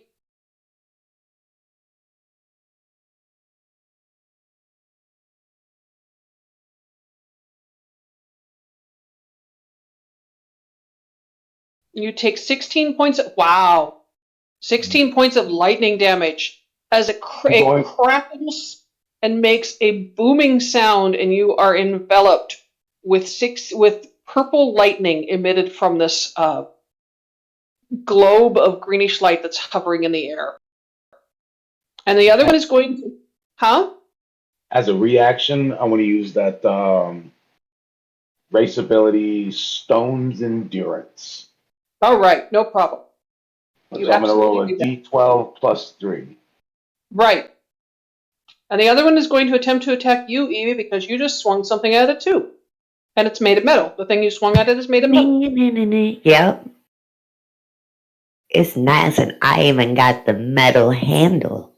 And 23, does 23 hit? I'm pretty sure it does. 23 does hit. Let me make sure that I don't have no reaction spells. And guess what? I do not. I got to make a con save, but I get advantage because I have Warcaster. Or do I do that during my turn? Your con save comes on your turn. Okay. So yeah, that does hit. So you take 13 points of damage. Actually, no. Con save now. You take it when you take the damage. So 13 points of damage. First roll. Purple lightning damage curls out of the air and surrounds you. Come on, baby. No. Come on, baby. No. I took 8 damage, just FYI. I lost it. Bane fades away, and you took 8 points of damage there, Jojito? No. It was 16. It was 16 damage, right? Yes. I rolled an 8 plus 3. So 11. So I took 5. So you took 5 damage. Evie takes a full 13, though, and her concentration fades as the shovel, the lightning earths itself on the shovel, and you see it sort of course down her arm and down her body and ground into the ground underneath her as her body shudders and shakes and her hair stands on end. And you see flathead of her skin. And we are now at Pete. It is your turn. You just saw Evie get hit with lightning, purple lightning. I did. And let me see. Am I in melee range with these people? Yeah, they were only about 40 feet away from you, and you had been making your way over all the way across. So 10 or so feet of movement, and you're in melee range. I have a question too. So I'm a druid. I have an attack. And I also have a bonus action. Yes. Right. So bonus action shillelagh. Is the shillelagh itself an attack? Or shillelagh something you do to imbue your weapon to attack? Hard-nosed DMs say shillelagh is casting it is the bonus action, and you cannot use it till the next turn. But I say it's like spiritual weapon, and that you can cast it and use it on the same turn. So you make an attack with your weapon, and then your shillelagh. In your case, your shillelagh is your club, right? Well, technically, the shillelagh is whatever weapon you might have in your hand. Right, but in your case, it's your club. I currently have not announced that I have a weapon out. Okay, so in that case, it would be whatever weapon you choose to attack with would also raise. You would say shillelagh. It would raise up in the air and do a second attack. So and what did you say, Matt? Don't you have to have a club or quarterstaff? Club or quarterstaff? Yeah, it shillelagh, I believe, requires a club or a quarterstaff type thing. It's the wood or club of quarterstaff, but we've interpreted it before as long as it's wood. Yeah. A wooden sword would work. Yes, a wooden sword would work. It's DM discretion, but I'd allow it. A wooden sword is a club. Sorry. Technically, yeah. Yeah. You could say that it has piercing abilities, but whatever.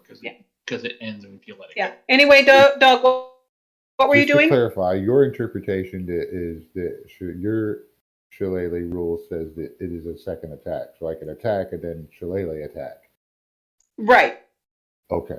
Just like a spiritual weapon. I treat shillelagh as a modified spiritual weapon, in other words. Okay. Does it float? Just to be sure, then, do I have to make an attack to also bonus action shillelagh attack? You say shillelagh, and then you make an attack roll. I understand. Right.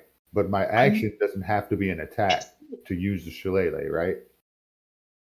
No, your action does not have to be an attack to use shillelagh. In that case, I am going to cast Cure Wounds on Evie at first level. Okay. Which is it? For 11 points of healing. Okay. You cast Cure Wounds on Evie with 11 points of healing, and then say shillelagh. And then I'm going to shillelagh attack the nearest. Well, all right. Weapon out. Huh? I don't have a weapon out. You have your walking staff out. I mean, sure. Yeah, I'd say that doubles as a quarterstaff. That's fine. I'll use it then and attack. All right. The nearest one, whichever one you say that is. All right. Yeah, go for it. Here and... I'm not here to deprive you guys of actions. I'm here to enable as much as I can here. Great. Yeah, 19 hits. You don't do that to Evie. For 6 damage. All right. If you want to meta this to be the one that Jojito has stunned, you would get advantage, so you would be able to roll again to see if you get that critical. Sure. Nope. Was better, but not crit.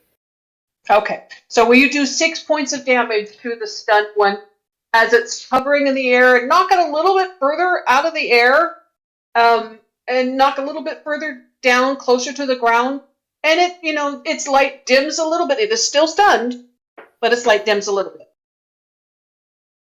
So that is your action to cast Cure Wounds and give Evie 11 points of healing, and then attack with your shillelagh. I have one more thing. All right. So I want to make sure I get this right. Bear with me just a second. Yep. Halo Spores.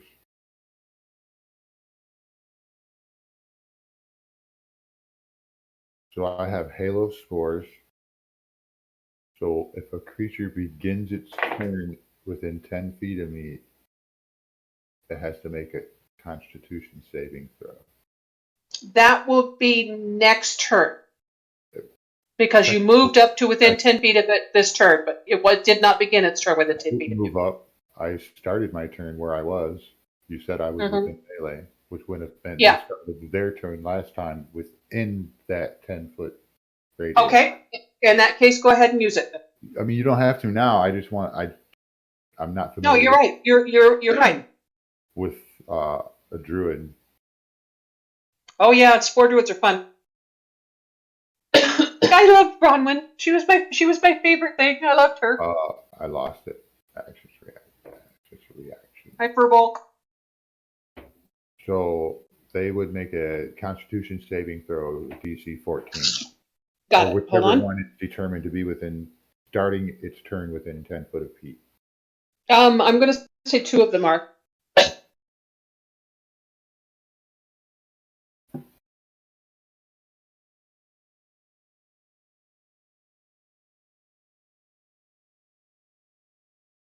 DC 14, you said? Neither of them make it. One of them nat ones. Oh shit. So, alright. There's one will take, Obviously, it's the stunned one that nat ones. one will take 2 damage, and one shall take 4 damage. Nice. Okay, so between the 6 damage that you did with the shillelagh, the 2 damage that Jojito did, and the 4 damage that you do with the spores, that one has taken a total of 12 points of damage, and the other one takes an additional 2 points of damage as the spores sort of emit from you and fling out towards it, kind of dimming its glow as well. Tell me how you do your spore thing. I never gave it a thought. It says they're kind of invisible. Mm-hmm. But I think when they take effect, you probably just see like rotten little mushrooms growing out of whatever it's attacking. It just pops. Okay. So as you hit with your shillelagh, you will your staff to do its spore fruiting attack, and some weird fungal bodies sort of grow out of the wood of your staff and pop and burst like puffballs. And this cloud of gray dust comes up from around your staff, hitting the one that you hit with the shillelagh, and also hitting this other one that's nearby. Now I have one more question, and I'm going to end my turn.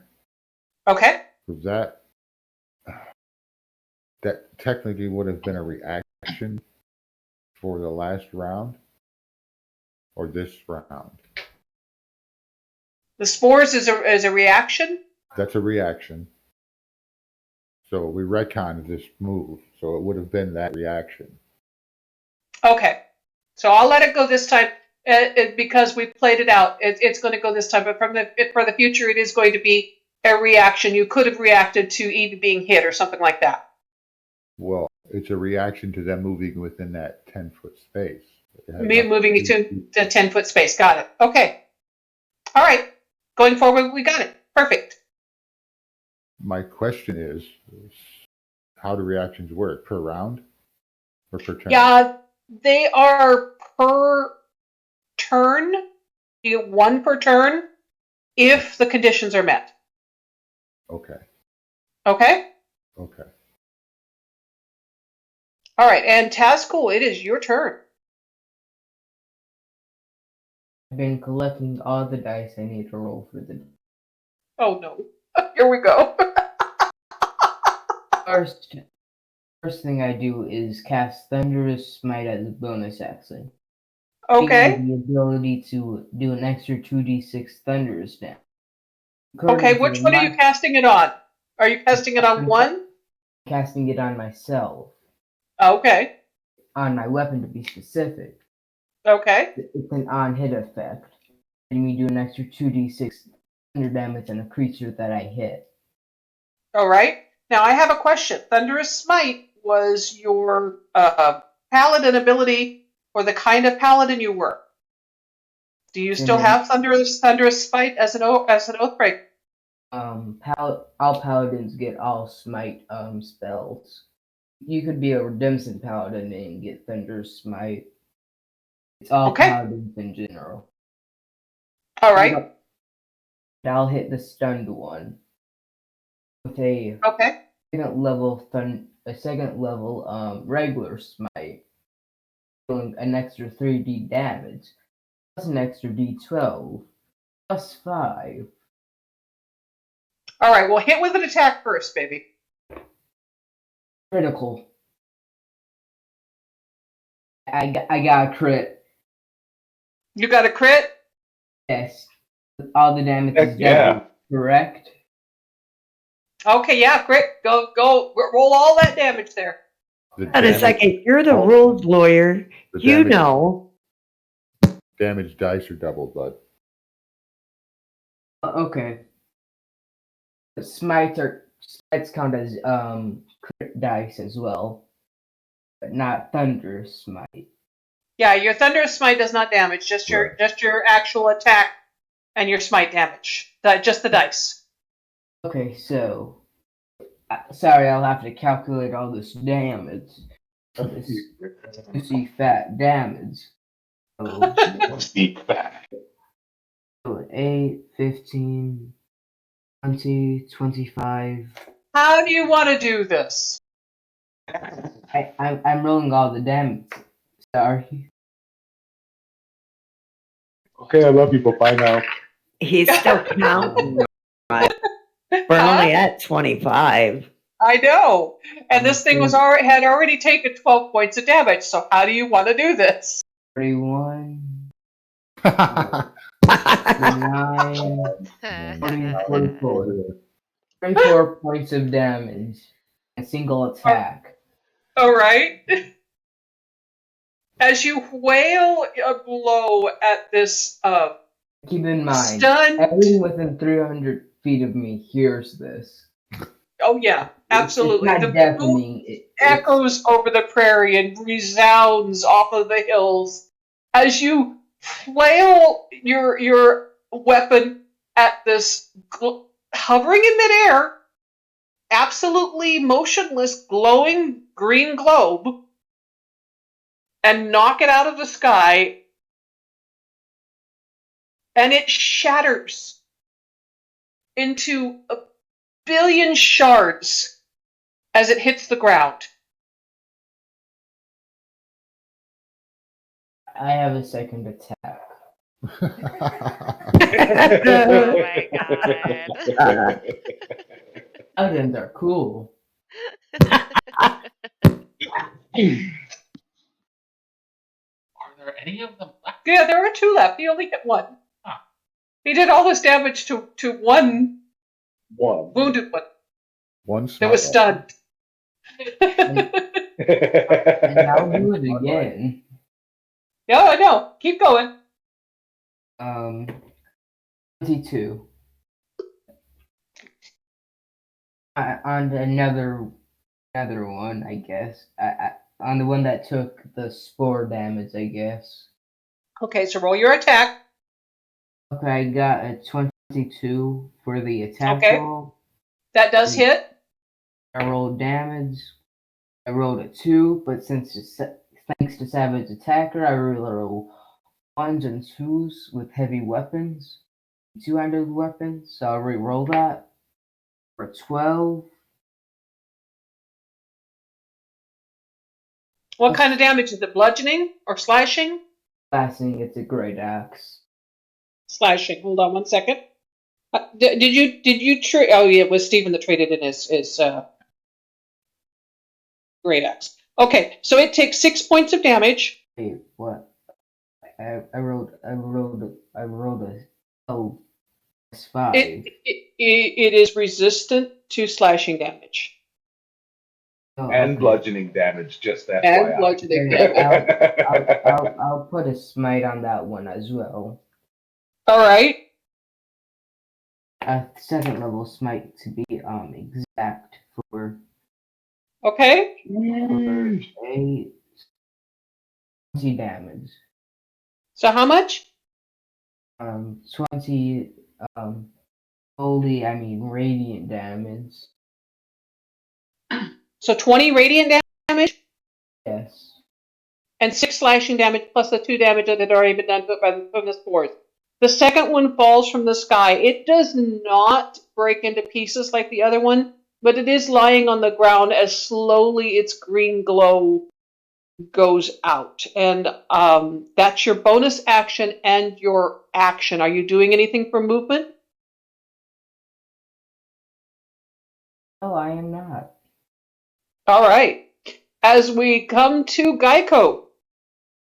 Geico, you've seen Tazcool make this booming motion with his great axe as the thunder just rolls across the plain and this clear blue sky, and this green globe of a creature falls to the ground and flies apart in a million shards. And then he knocks the other one out of the sky as well. And there is a third one still floating in the air. How far away is the remaining one? It's about 5 feet or so above your head, just about 5 feet away from you. Okay. I'm gonna go ahead and cast Dissonant Whispers at it. All right. Which What's the save on that? Wisdom? Wisdom, yeah. 16. Okay.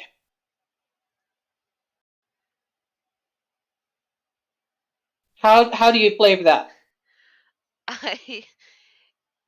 He doesn't want to risk his hurdy-gurdy in battle just in case. So he just kind of looks up at it and says,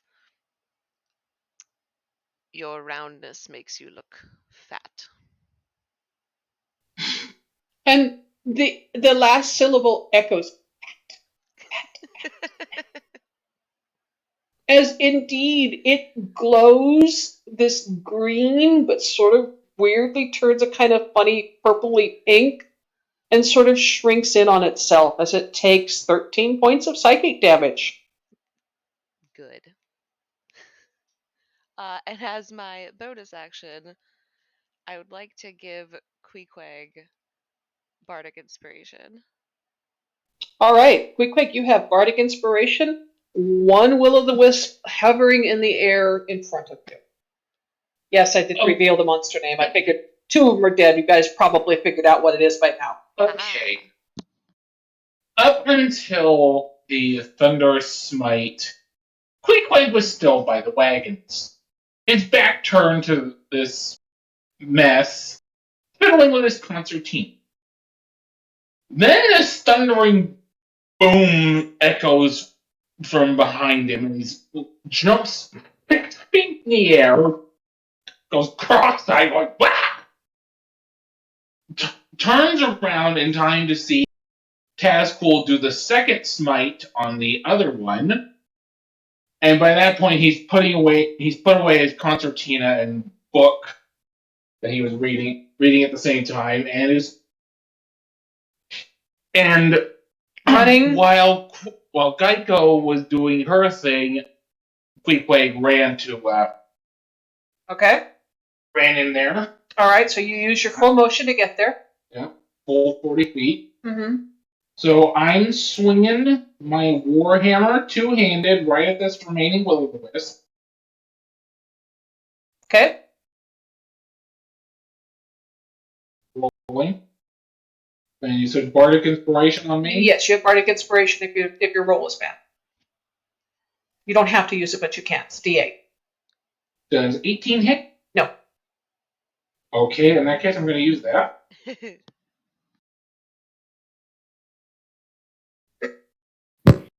Damn. Right. What? though. 18 don't hit. Yeah. Ouch. Well, the wisps are tough. Yeah. 23. Yeah, 23 hits. Okay, and I'm swinging two-handed. Okay.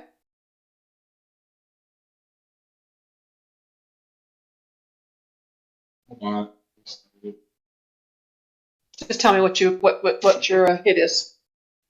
The moment I touched the thing, it Oh. started by it. Okay.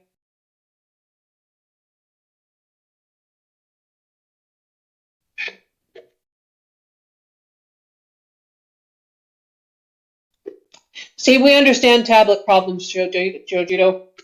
Steven has them too. Yeah. Mine's an outdated tablet, so. 9 for this first attack. Okay, so 9 for the first attack. Okay. Okay, I have You- two you- naked- Right. You hit with the hammer, and it almost looks like a swing for the bleachers as the will-o'-the-wisp lurches away from you, but does sort of swing back into position.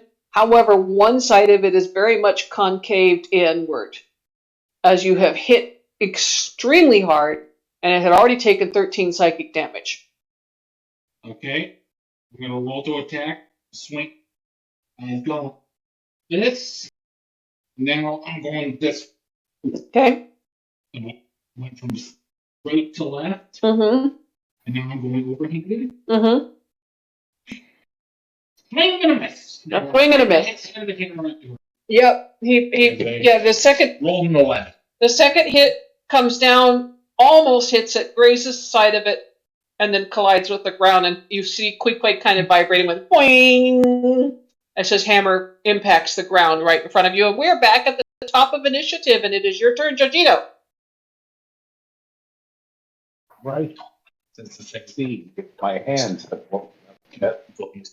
Huh? I said, let's see if my hands have woken up yet. And I'm going to try to punch at the last one. Oh, last one living. Yep. Still, I don't think I've waken up. Nope, 14. Second attack.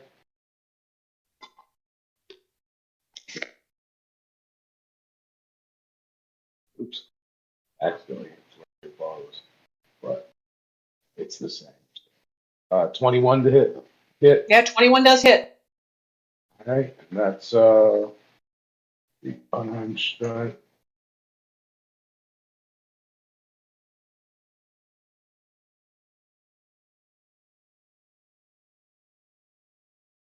Nine damage. How do you want to do this? You just barely killed it. I want to punch straight through it, and like the first one shattered, but shattered in the air under the pressure of my fist. Yeah, this one kind of looks like a popping water balloon as you punch into it, and it just kind of bursts around your fist. And with that, the will-o'-the-wisps have faded away to nothingness. I mean, you killed them. They did a lot of damage to you in the few moments that they were able to damage you. But they fade to almost nothing. There's no bodies, there's no blood, there's nothing. There's just nothing there. What the hell?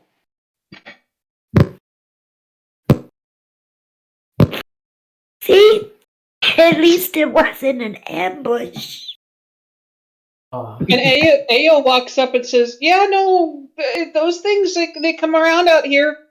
They're kind of mean if you attack them, but usually you can kind of avoid them. You don't have to attack them. Is anybody hurt? I wasn't avoiding them. That was fun. Anybody hurt? I got a scratch. Anybody I else? use lay on hands. Okay. Oh no, it's Down just a 5. scratch. Yeah, he needs more help than me. Who does? I'm down 5. Yeah, Geico's still down 10. You can't, Now, Give it to Geico. Cure wounds on Geico. I wanted to use lay on hand. You can lay on hands me. Yeah, I'm down 5. Yep. Okay. Touch me, baby. You can lay on hands, me. While Oh, all hell this is yeah. happening, Queequeg Okay, looks at the group and asks, "What the hell was that?" You're Oh, no. Oh, Geico. Thank you. Yeah. you're back to full. Perfect. Damn. Right? So, okay, I don't have a book with Willows of the Wisp. Can somebody tell me what they are? And Ao will tell you exactly what they are and give you the details on a will-o'-the-wisp, which is, hold on one second. I'm sorry, I had to put that in the shit gullet for this channel. A will-o'-the-wisp is the tiny spirit of an undead creature. It is inherently evil. It can remain ephemeral and invisible unless it is attacking. So, guess what, guys? What's that? I specialize in undead, and I didn't know they were undead. I'll know next time. Right? And you understand learned that something new. in addition to the lightning damage, they can also do necrotic damage. And consume life, which is a real interesting ability that happens if somebody actually gets to 0. Okay, Are so they resistant to necrotic? Huh? Are they resistant to necrotic damage? They are resistant to a lot of things. Hold on one second here. They are resistant to acid, cold, fire, necrotic, thunder, bludgeoning, piercing, and slashing from non-magical attacks. Ugh. Which is why you guys had to hit them several times. We'll have to keep that in mind next time. 'Cause that, Yeah. that spores damage was necrotic. Yeah. Yeah. Mhm. Okay. okay, another meta question. Well, actually, Yes, ma'am. Evie would ask. So, if Jojito wouldn't have killed it, right? I wanted to know. Maybe next time, can we throw a blanket over them? Are they resistant to blankets? Yes, they are. And Ao will explain to you that they are ephemeral and that if they will, things can pass right through them or they can pass right through things. Oh, that's super cool. I am going to home.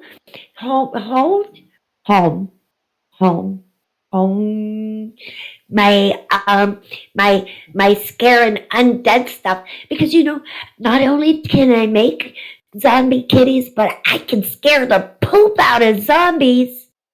Right? And the goblin cleric comes up to you and says, "Yeah, no, this is why it's good that you did ceremony on Posey. It keeps her from becoming one of these." Oh, then she'd be an evil ball, and that's not cool. Yeah, these things kind of happen when you put stuff in the ground around here. It's a weird thing that happens. Thank you, Tactical.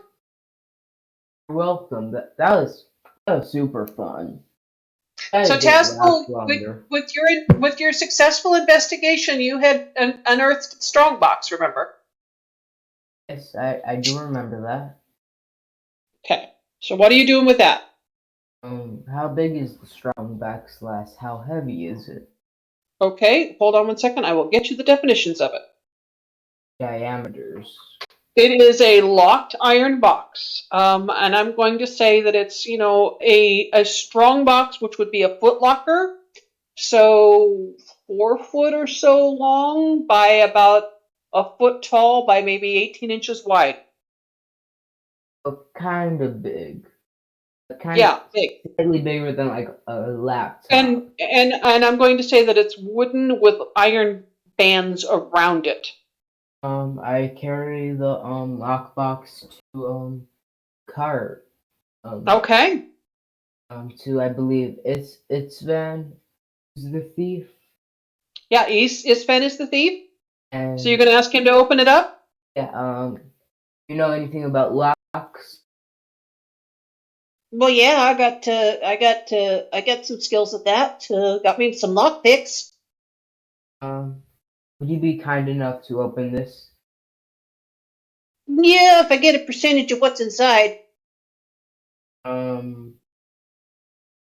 Yeah, sir. We'll figure that out after we open it, because it could be empty.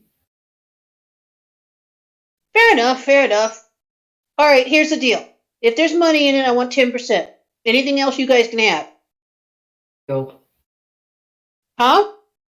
Deal. Okay, all right. So he's going to go ahead and make a thieves tool to do this. Hold on one second here. Guidance. Oh, very nice. May the Raven Queen bless you. Help action. Oh, okay. So he's got advantage and guidance. We're making sure of this, huh? No. It was fun, but this is a nice bonus. So 22. Yeah, no, with the 22, he didn't even need to use the guidance, so he puts that in his pocket to use for another time. And he very definitely opens it up, pops the lock, no trouble whatsoever. And he doesn't damage the lock. I'm going to say that he rolled high enough not to even damage the lock on it, so it could be relocked if you want to. Inside, you find a potion of giant strength, specifically hill giant strength, and 50 gold points, or 50 gold coins, of which he holds out his hand and says, "Come on, I want 5 of those." Okay. So you have 45 gold coins and a potion of hill giant strength.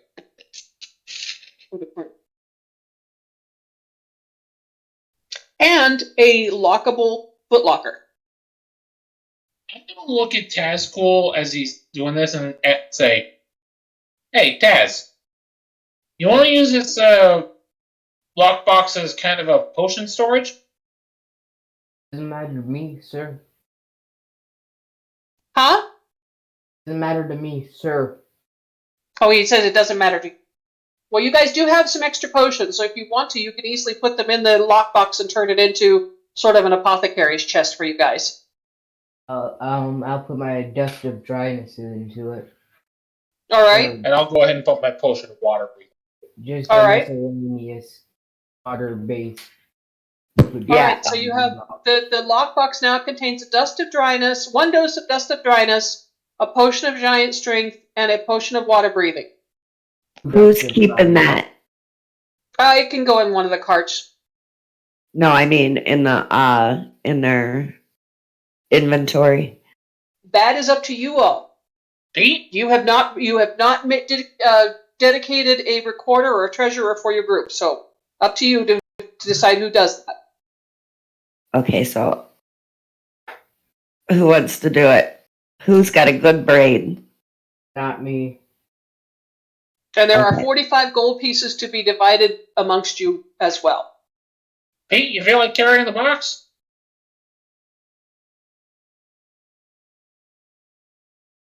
Okay. Ooh, I got it. So in the chest. For now. But I can put these things in inventory if you like. Right? So we got. I got it. Okay. Yeah, I made a Got chest. potion inside the lockbox is a potion of giant strength,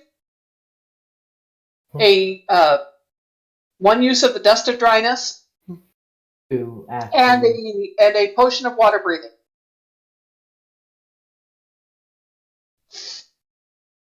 Okay, so giant strength, water breathing. Right? And I have I also have a dryness. Okay, so two things of the dust of dryness then. I put both of my dust of dryness in there, so 3. So three altogether? things. Yeah, 3. Okay. Okay. And was trying to think. 46 times 8 is 48. 6 times 7 is 42. So 7 gold pieces each, with 3 extras. I'll top them up. Make it 8 gold pieces each. I have a lot of gold. And AO and Company, they don't make a case for any of the belongings that are in the chest. They didn't investigate the wreck. You guys did the fighting. You guys get the loot. But they do appreciate the fact that Tazkul absolutely agreed to pay Istvan for his services without quibbling. So the afternoon continues on, the day continues on with a normal break for lunch, and we will take up next session with an afternoon encounter, if we have one, on our way to Basozab. How many potions of healing did we have? I I have don't know one. how many you have. I used one. I think there were 3. I don't have one. I I don't, don't have one. I don't have one. I think Okay. Evie had them. Yep, I had one, and so there's one other one. We have 2 potions of healing, a water breathing, 3 dryness, and 1 hill giant strength. Right. I'm going to go ahead and say the caveat for the potions of healing: if you want to use them in battle, they have to be on you, not in the chest. Okay. We'll just have to remember to grab that stuff. for a big fight. I mean, it adds to what you might have to do Yeah. in battle. Okay? Heck yeah. I'm going All right. to steal a health potions and I'm leaving. So we're going to wrap the session with you guys having lunch and talking about your adventures in the morning on the way to Basso's Head. Yay! Yes. Thank you. All right. I did 82 Good session, damage in guys. one Good turn. session.